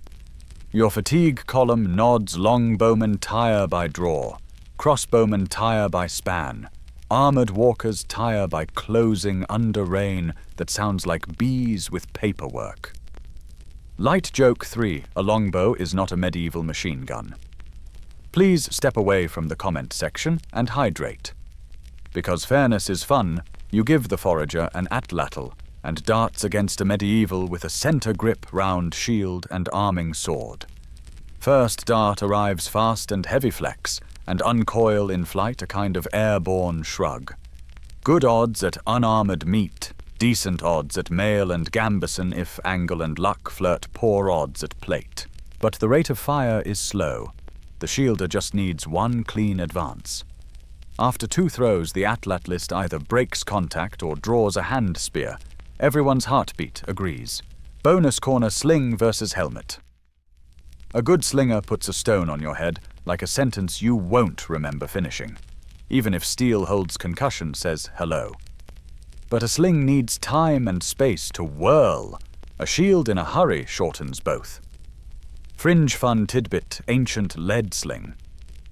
Bullets sometimes carried molded taunts take this or worse proof that even ammunition enjoys stand-up comedy when no one's supervising. You collate the lanes into something sleepy and useful. Reach favors poles and patience. The moment you add a second end to a stick, a butt spike, a crossbar, the close-in game improves. Penetration is materials science doing its taxes. Mail plus padding defeats most cuts and many thrusts. Hardened plate defeats most lone arrows and many bolts. Joints and faces stay mortal like everybody else. Fatigue punishes the one who must sprint, recover, and sprint again. Reward goes to whoever spends energy at a tempo. Legs and lungs can keep paying. 2 closing adjustments to keep under your pillow.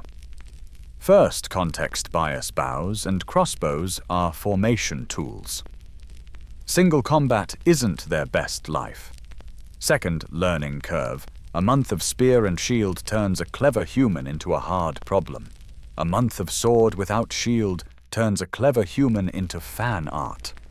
Tools magnify training. Training funnels fatigue into the other person's day. Your verdict for armed duels written in lantern light on level ground spear beats lone sword unless space is cramped. Shield smothers club unless chaos intervenes. Good armor makes lone arrows choose joints, not chests, and makes crossbows brood between shots. A forager with lever tech and space is terrifying. A medieval with iron shield sense and time is inevitable. Tomorrow you scale these truths from lanes to landscapes, small hunts to skirmishes, kitchens to supply trains, and watch stronger turn into who still has breakfast at dawn. You widen the ring until it swallows a valley. One body is impressive. 10 bodies with breakfast, sleep, and a plan are a different animal. You're not timing punches now, you're timing days. Stronger becomes who still moves cleanly on day 9. Start small with the forager hunt party, 5 to 20 people, kin and friends who know each other's footsteps. Logistics weigh ounces, not wagons, spears, slings, bows, digging sticks, cordage fire kits, a few skin bags for water and fat. Loads float today. The best thrower carries only darts. The steady walker takes the heavy water. The fastest scout carries almost nothing but eyes. Butchery is strategy quarters come off where the animal falls. Marrow and fat get prioritized. Meat gets smoked on quick racks or dried, and the rest is cached in pits hung high or ferried in relays. Sleep isn't a place so much as a pattern. Watch rotations, sparks, guarded wind, red embers banked under ash so morning arrives with a head start. If the valley sulks, no sign wrong wind, the whole camp moves the pantry to the food, not the other way around. Quirky tidbit, even without pots, you can boil soup. Drop fire-heated stones into a hide-lined pit or a wooden trough and listen to dinner argue with physics while you smile. Scale up to a medieval skirmish, then a campaign, and logistics immediately grow nouns. A levy musters by charter and bellmen bound by obligation, measured in days 40, is a famous number in some feudal contracts. Though practice wandered, and professionals join for pay, loads sit on shoulders and backs and hooves, gambeson's quilted weight, mail's patient heaviness, a kettle hat, a shield, a spear, or bill, a day or two of bread and cheese, maybe salted meat, a flask of small beer. Archers count arrows in sheaves. 24 is a tidy bundle your fingers can memorize, and smiths, fletchers, and bakers trail the ranks like punctuation. Carts creak, pack horses snort, camp followers carry children and kettles, and the gossip that keeps morale glued. You make a square of tents or huts with a ditch, and low bank stake horses rotate watches and declares a fire lane, so the stew and the starlight don't argue. Joke 1, no, the trebuchet does not count as carry-on. Please check your boulder at the baggage tent. Both teams negotiate water as if it were currency. Foragers know reliable springs and temporary seeps, red bird traffic for clues, and will simply not camp where water lies badly. Medieval forces map wells, rivers, and mills. If the army is wise, it guards upstream filth like a dragon guards gold. Mills matter more than poetry. A watermill or windmill turns grain into marchable calories. A field oven bakes loaves that travel without sulking. Mainstream fact in medieval Europe, sieges, not flashy open battles, dominated warfare. Taking or starving a fortified place required moving flour, firewood, stone, and patience. More than heroics and the army that kept mills and ovens working, often punched the hardest without swinging. March rhythm decides how much strength arrives at contact. A forager band can cover surprising distance when sign is hot, then downshift to stalking without tearing tendons, because their logistics weigh skill. A medieval column moves at the speed of its slowest cart and its most opinionated puddle. On good road, the feet hum. In spring mud, the feet learn religion. Historians still argue whether typical medieval marching loads left common soldiers dangerously overburdened or reasonably equipped, and whether teens of miles per day tells a useful truth across terrain. The answer, as always, lives in the ditches and the weather. Food becomes the loudest quiet thing. Foragers are elastic if the herd's shift. So do you. If berries blush, you drift 4 ridges to say hello. If nothing smiles, you split, reconvene, and invent a recipe. Medieval armies try 2 levers: prearranged supply contracts, depots, river barges, and living off the land forage, requisition, plunder. The first is civilized strength. Bread shows up because a scribe wrote hunger-proof words last month. The second is fragile strength. Today's dinner is tomorrow's enemy if you sour the countryside. Historians still argue whether late medieval English chevauchés were economically rational strategy, pure terror, or both. You just note that horses eat too, and hayfields have very long memories. Sleep is a weapon.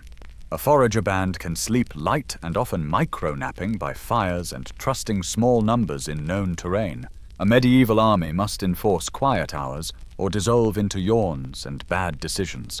Sentry duty rotates. Drums and trumpets not only signal movement, but also reassure the tired that somebody is awake on purpose. Joke 2. If you call your tarp a mobile fortress, the rain thanks you for the compliment and proceeds as planned. Loads teach what breaks first. Foragers carry knowledge as weight. The map in an elder's head is the lightest cart on earth. They also carry what matters most fat. A strip of rendered animal fat turns dried meat into travel food. Your mitochondria write love letters about.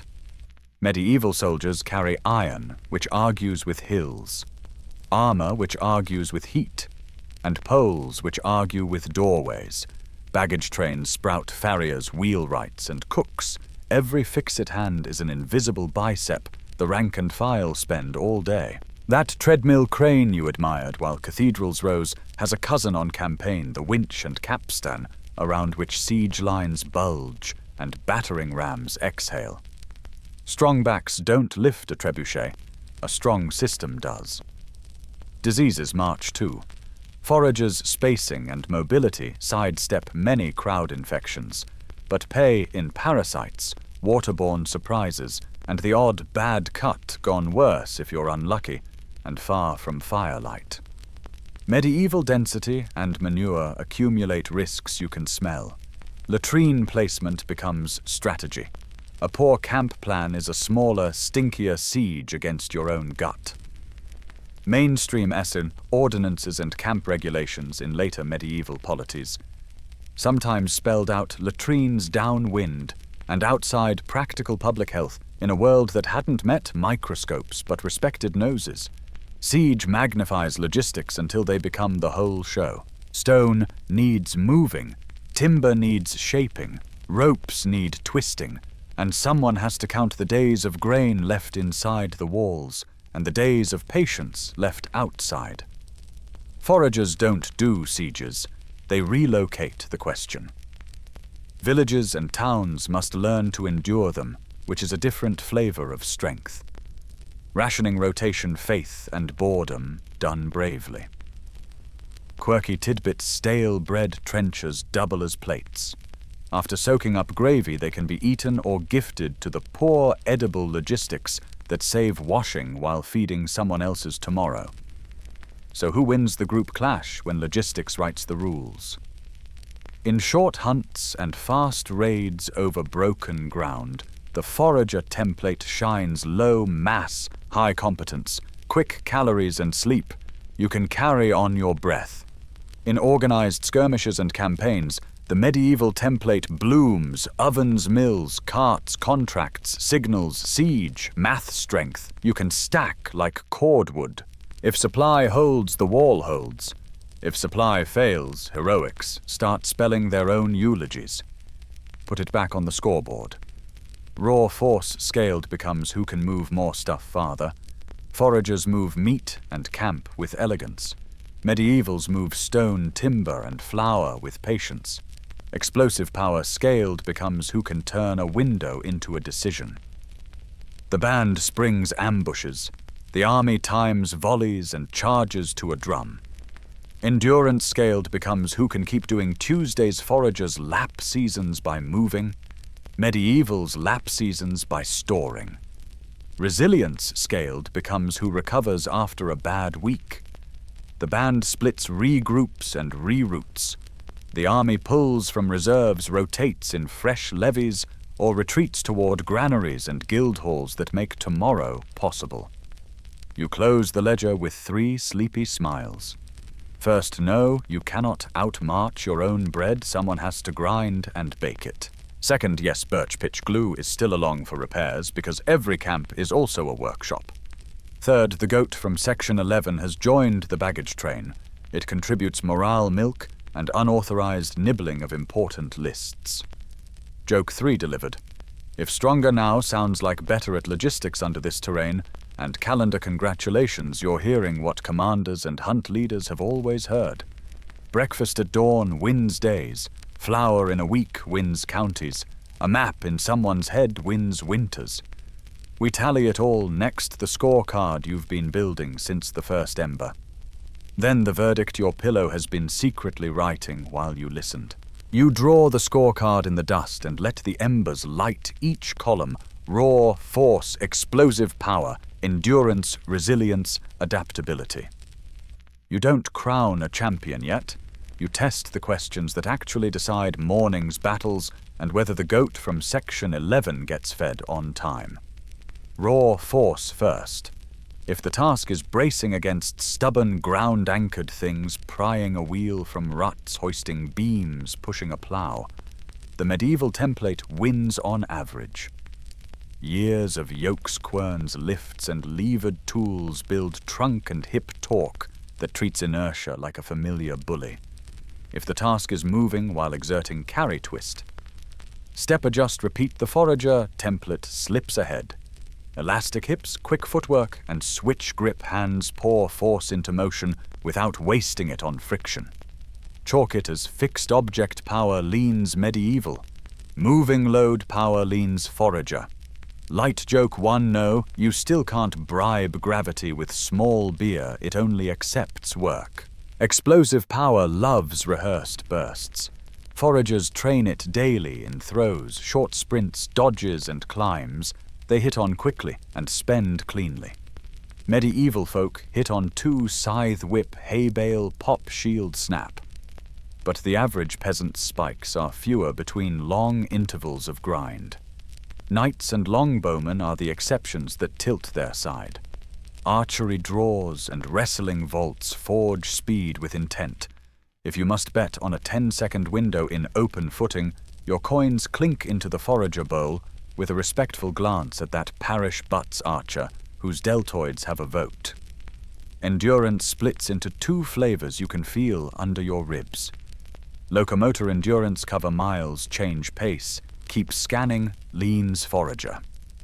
Postural isometric endurance, hold the shield. Keep the scythe line brace under a sack, leans medieval.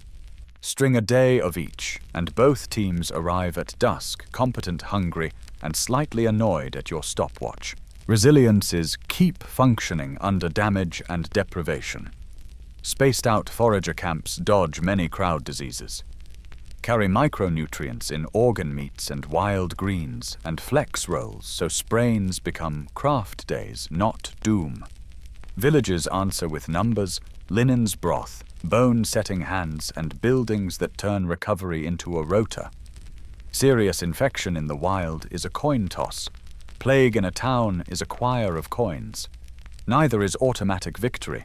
Both are contingent mercy. Adaptability hides in logistics and institutions.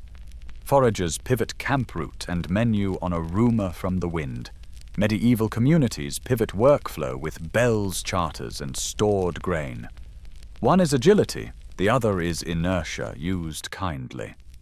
When weather sulks for a week, mobility shines. When weather sulks for a season, Granaries and mills do the lifting. Mainstream fact to nail above the hearth by 1086. The Domesday Book recorded thousands of watermills across England, silent engines that turned rivers into flour and flour into endurance. Now you stop thinking in columns and start asking scenarios. Bare ground, no tools mixed footing. Short bout lots of scrambles, the forager's angle chasing, and elastic entries usually shade it. Put the same two on a clean, firm surface for a clinch-heavy grind, and the villager's clamp and brace game evens or reverses the call. Light weapons in broken terrain, spears, clubs, slings, mobility, and ambush make foragers scary. A medieval who grew up on hedgerows and ditches isn't lost, but the band's choreography tends to spend less energy for more effect. Open field with shields, spears, some armor drill. And formation multiply the medieval body. The spear wall rank rotation and volley timing make individuals into a single lever. The forager's best move is not to play this game on these terms. Tight interior doorways, alleys, stalls, short blades, shields, and wrestling entries reward the medieval. The forager can choke up on a spear and make it a staff, but the house itself is on the villager's side. Ranged duels, unarmored targets melt under arrows, darts, or stones. Physics doesn't ask permission. Put good mail and padded cloth, and better yet plate, on the medieval and lone shots, aim for seams and faces, while shields turn cadence into control. Persistence at range becomes a logistics question, who brought more shots and safer positions. Siege. Any year, any valley, this is medieval country. Stone, timber, rope, ovens, and patience make the wall stronger than any biceps you met tonight. Foragers don't besiege. They relocate the problem or make it small. Winter crossings and long hauls with roads and mills intact, medievals sled, bake, and move like a very determined barn. Strip the infrastructure or flood it, and the forager route-finding mind walks away with the map. Edge case deciders remind you not to get smug. A single mounted knight in a war saddle turns one human's aim into a horse's momentum. A physics essay few individuals can mark up without pikes or terrain. A single expert slinger with a pocket full of river stones is a sniper. Nobody hears until the helmet sings. Quirky tidbit. While elegance reigned at court, some towns tried to regulate the length of those ostentatiously long, pointy shoes, pole lanes. Dignity is logistics too, when your feet are trying to march. Caveats and calibration. Your conscience speaking, we've compared lifeways, not cherry-picked elites. Swap in a seasoned knight versus an average forager or a master hunter versus a town tailor, and the graph scribbles nonsense. Region, century, climate, disease, and status all slide the sliders. Osteology has survival bias. Texts have bragging bias. Experiments have modern shoulder bias. Historians still argue whether armored cavalry was truly obsolete by the late 15th century or simply repurposed inside combined arms doctrine.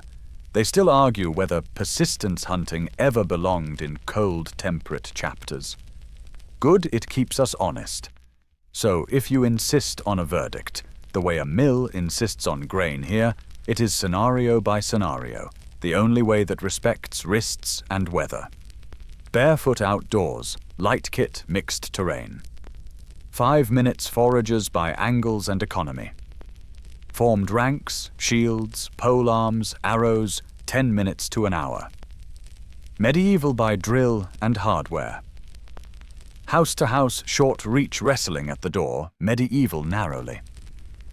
Endless miles over mixed country with carries and sprints foragers comfortably. Move stone, raise timber, hold a road week after week, medieval inevitably. And heal and return to function after medium injury tie by different miracles, space and diet versus beds and linens. Win. December medieval if mills, rows and stores hold. foragers if roots and caches do. When you compress that into one sleepy sentence, stronger is conditional terrain calendar distance, and whether you let levers and institutions onto the field. If you deny technology and pick uneven ground, the Paleolithic body wins more often than movies admit. If you permit iron shields and a baker's tent, the medieval machine wins more often than nostalgia allows. Either way, the modern desk chair loses by TKO. Light joke too, calling your plan winging it doesn't make it a bird. It makes it a plan with feathers and no flight lessons. You underline one last line, the only one that matters if you wake at 3 a.m. wondering. Both lifeways produce bodies that can keep people fed, children safe, and stories worth the fire. The rest is commentary, arrows, and bread. And the goat. It's now the union rep for morale, and demands hay breaks, sun patches, and naming rights. Light joke 3 delivered. You lift your finger from the dust. One column remains, what endures lessons you can steal for your own Tuesday. And then we slow the flame and dim the room until the words feel like wool. You've earned your wind down. Let's glide there next. You rake a line through the ash with a stick and write the only question that survives. Comment sections, what do you keep? You don't live in a cave or a keep, but your body still answers to gravity, time, and the weather. And those 3 are stubborn administrators. So you lift the lessons that travel well, and you pocket them like flint. First train like a calendar, not like a dare. The forager rhythm varied. Movement strung across a day teaches you to stack walks, short sprints, carries crawls, climbs, and throws, so joints wake up curious instead of cranky. The medieval rhythm, steady bracing under load, teaches you to love the invisible stuff. Trunk tension grip that doesn't quit legs that hold a line while arms negotiate. You program both by week 1 day, that's movement, soup, walk, carry, play 1, that's bracing, push, pull, hinge, plank. 1 that's practice, a skill you'll actually use, and 1 that's rest with a suspicious amount of stretching. Joke 1, no looking at your shoes and sighing does not count as leg day. Your calves have lawyers. Second, carry things on purpose. Load is a teacher with excellent memory. Buckets, backpacks, sandbags, none need to be heroic, they just need to be honest. The cave team shows you how to carry different front, back, high, low, so your spine learns to negotiate with motion. The village team shows you how to carry long, steady pace, steady breath, so your brain learns boredom as a superpower. Add a weekly farmer's carry until your hands start telling you secrets about your shoulders. They always do. Third, feet first. Bare or minimally shod, you practice balance on lines, steps on odd ground, and short, soft hops. You teach toes to talk to ankles again, so your knees stop yelling. Remember our bone skates. You don't need blades, you need playful ankles and a respect for slippery days. Historians still argue whether widespread medieval footwear Hello Poulain's meaningfully reshaped gait or mostly reshaped fashion. Either way, your modern shoes are guilty until proven gentle. Fourth, breathe like it's a tool. You've watched hunters exhale on the throw and reapers hiss through effort. You can do that under a barbell, a backpack, or a fretful afternoon. Box breathing for nerves. Long exhales for pain.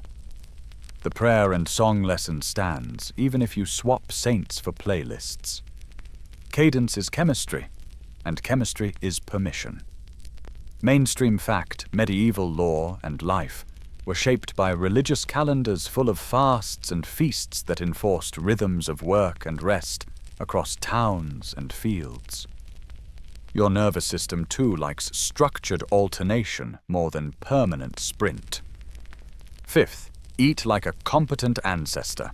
More protein than your inbox would request, enough to repair what you keep asking for, fiber that looks like plants and not packaging fats that come with friends' eggs, fish, olives, nuts, and carbs that wear their jacket.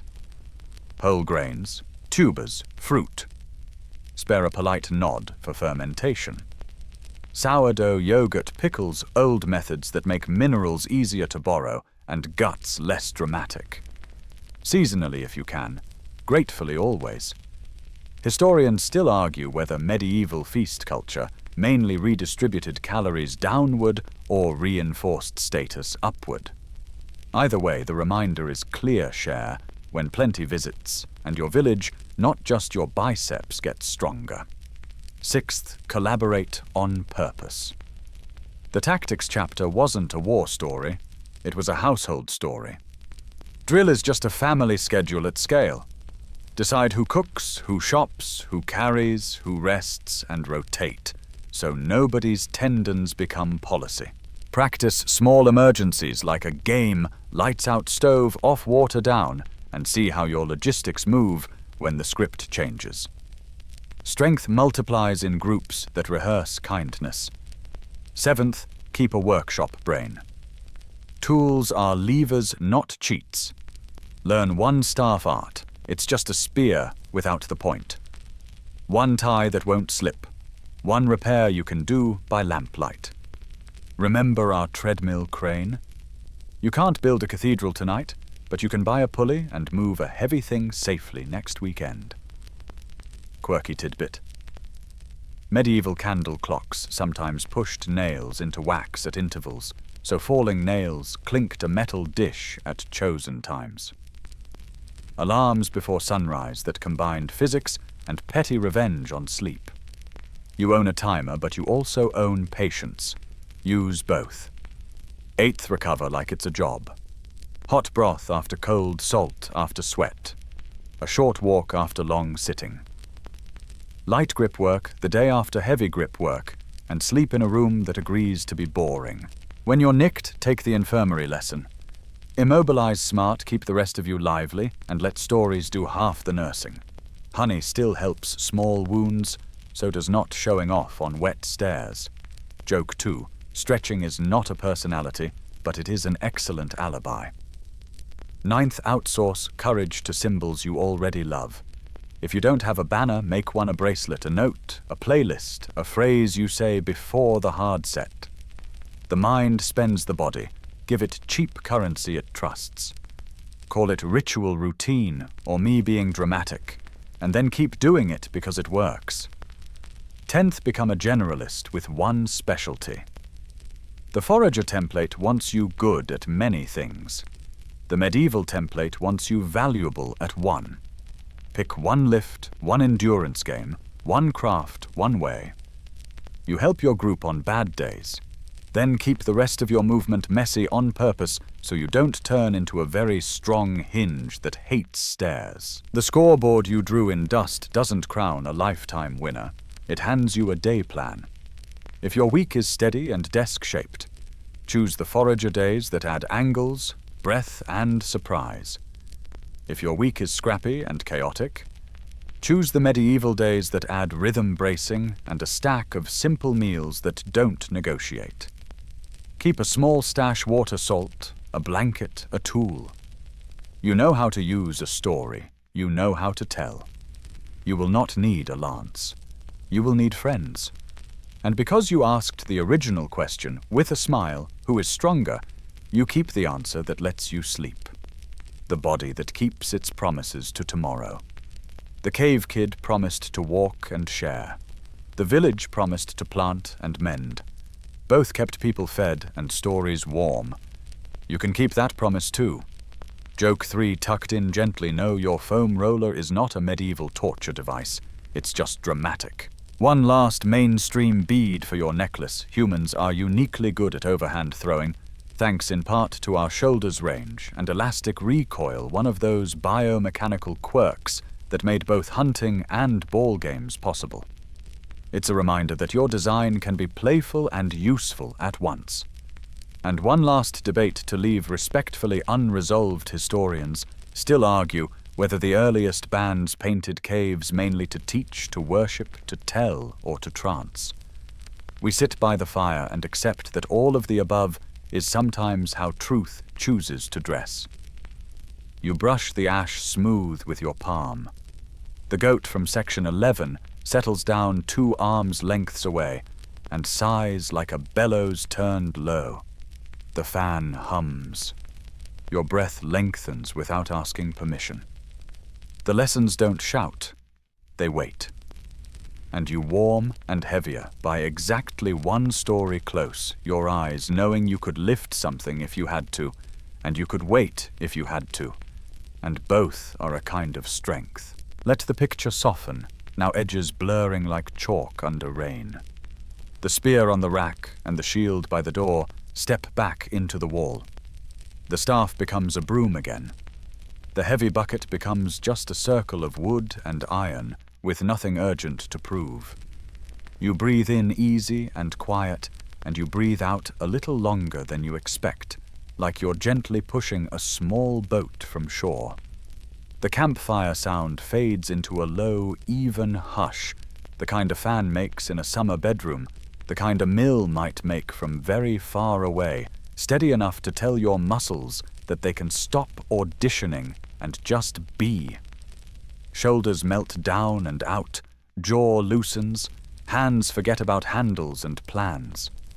If a thought arrives wearing armor or fur, watch it pass, nod at its costume, and let it continue down the dark path toward someone else's story. You are in a warm lane between worlds now, stone on one side, hide on the other, and both are simply shelter. The air is slow. Your heartbeat is slow.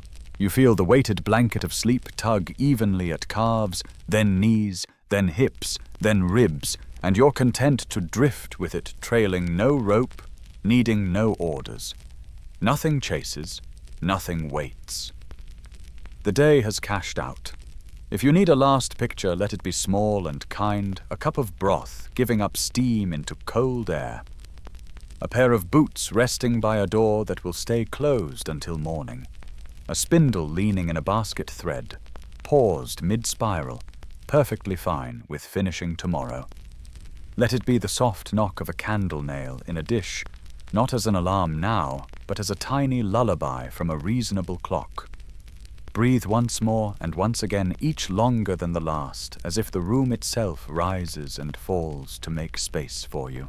You're safe, you're warm, you're already on your way.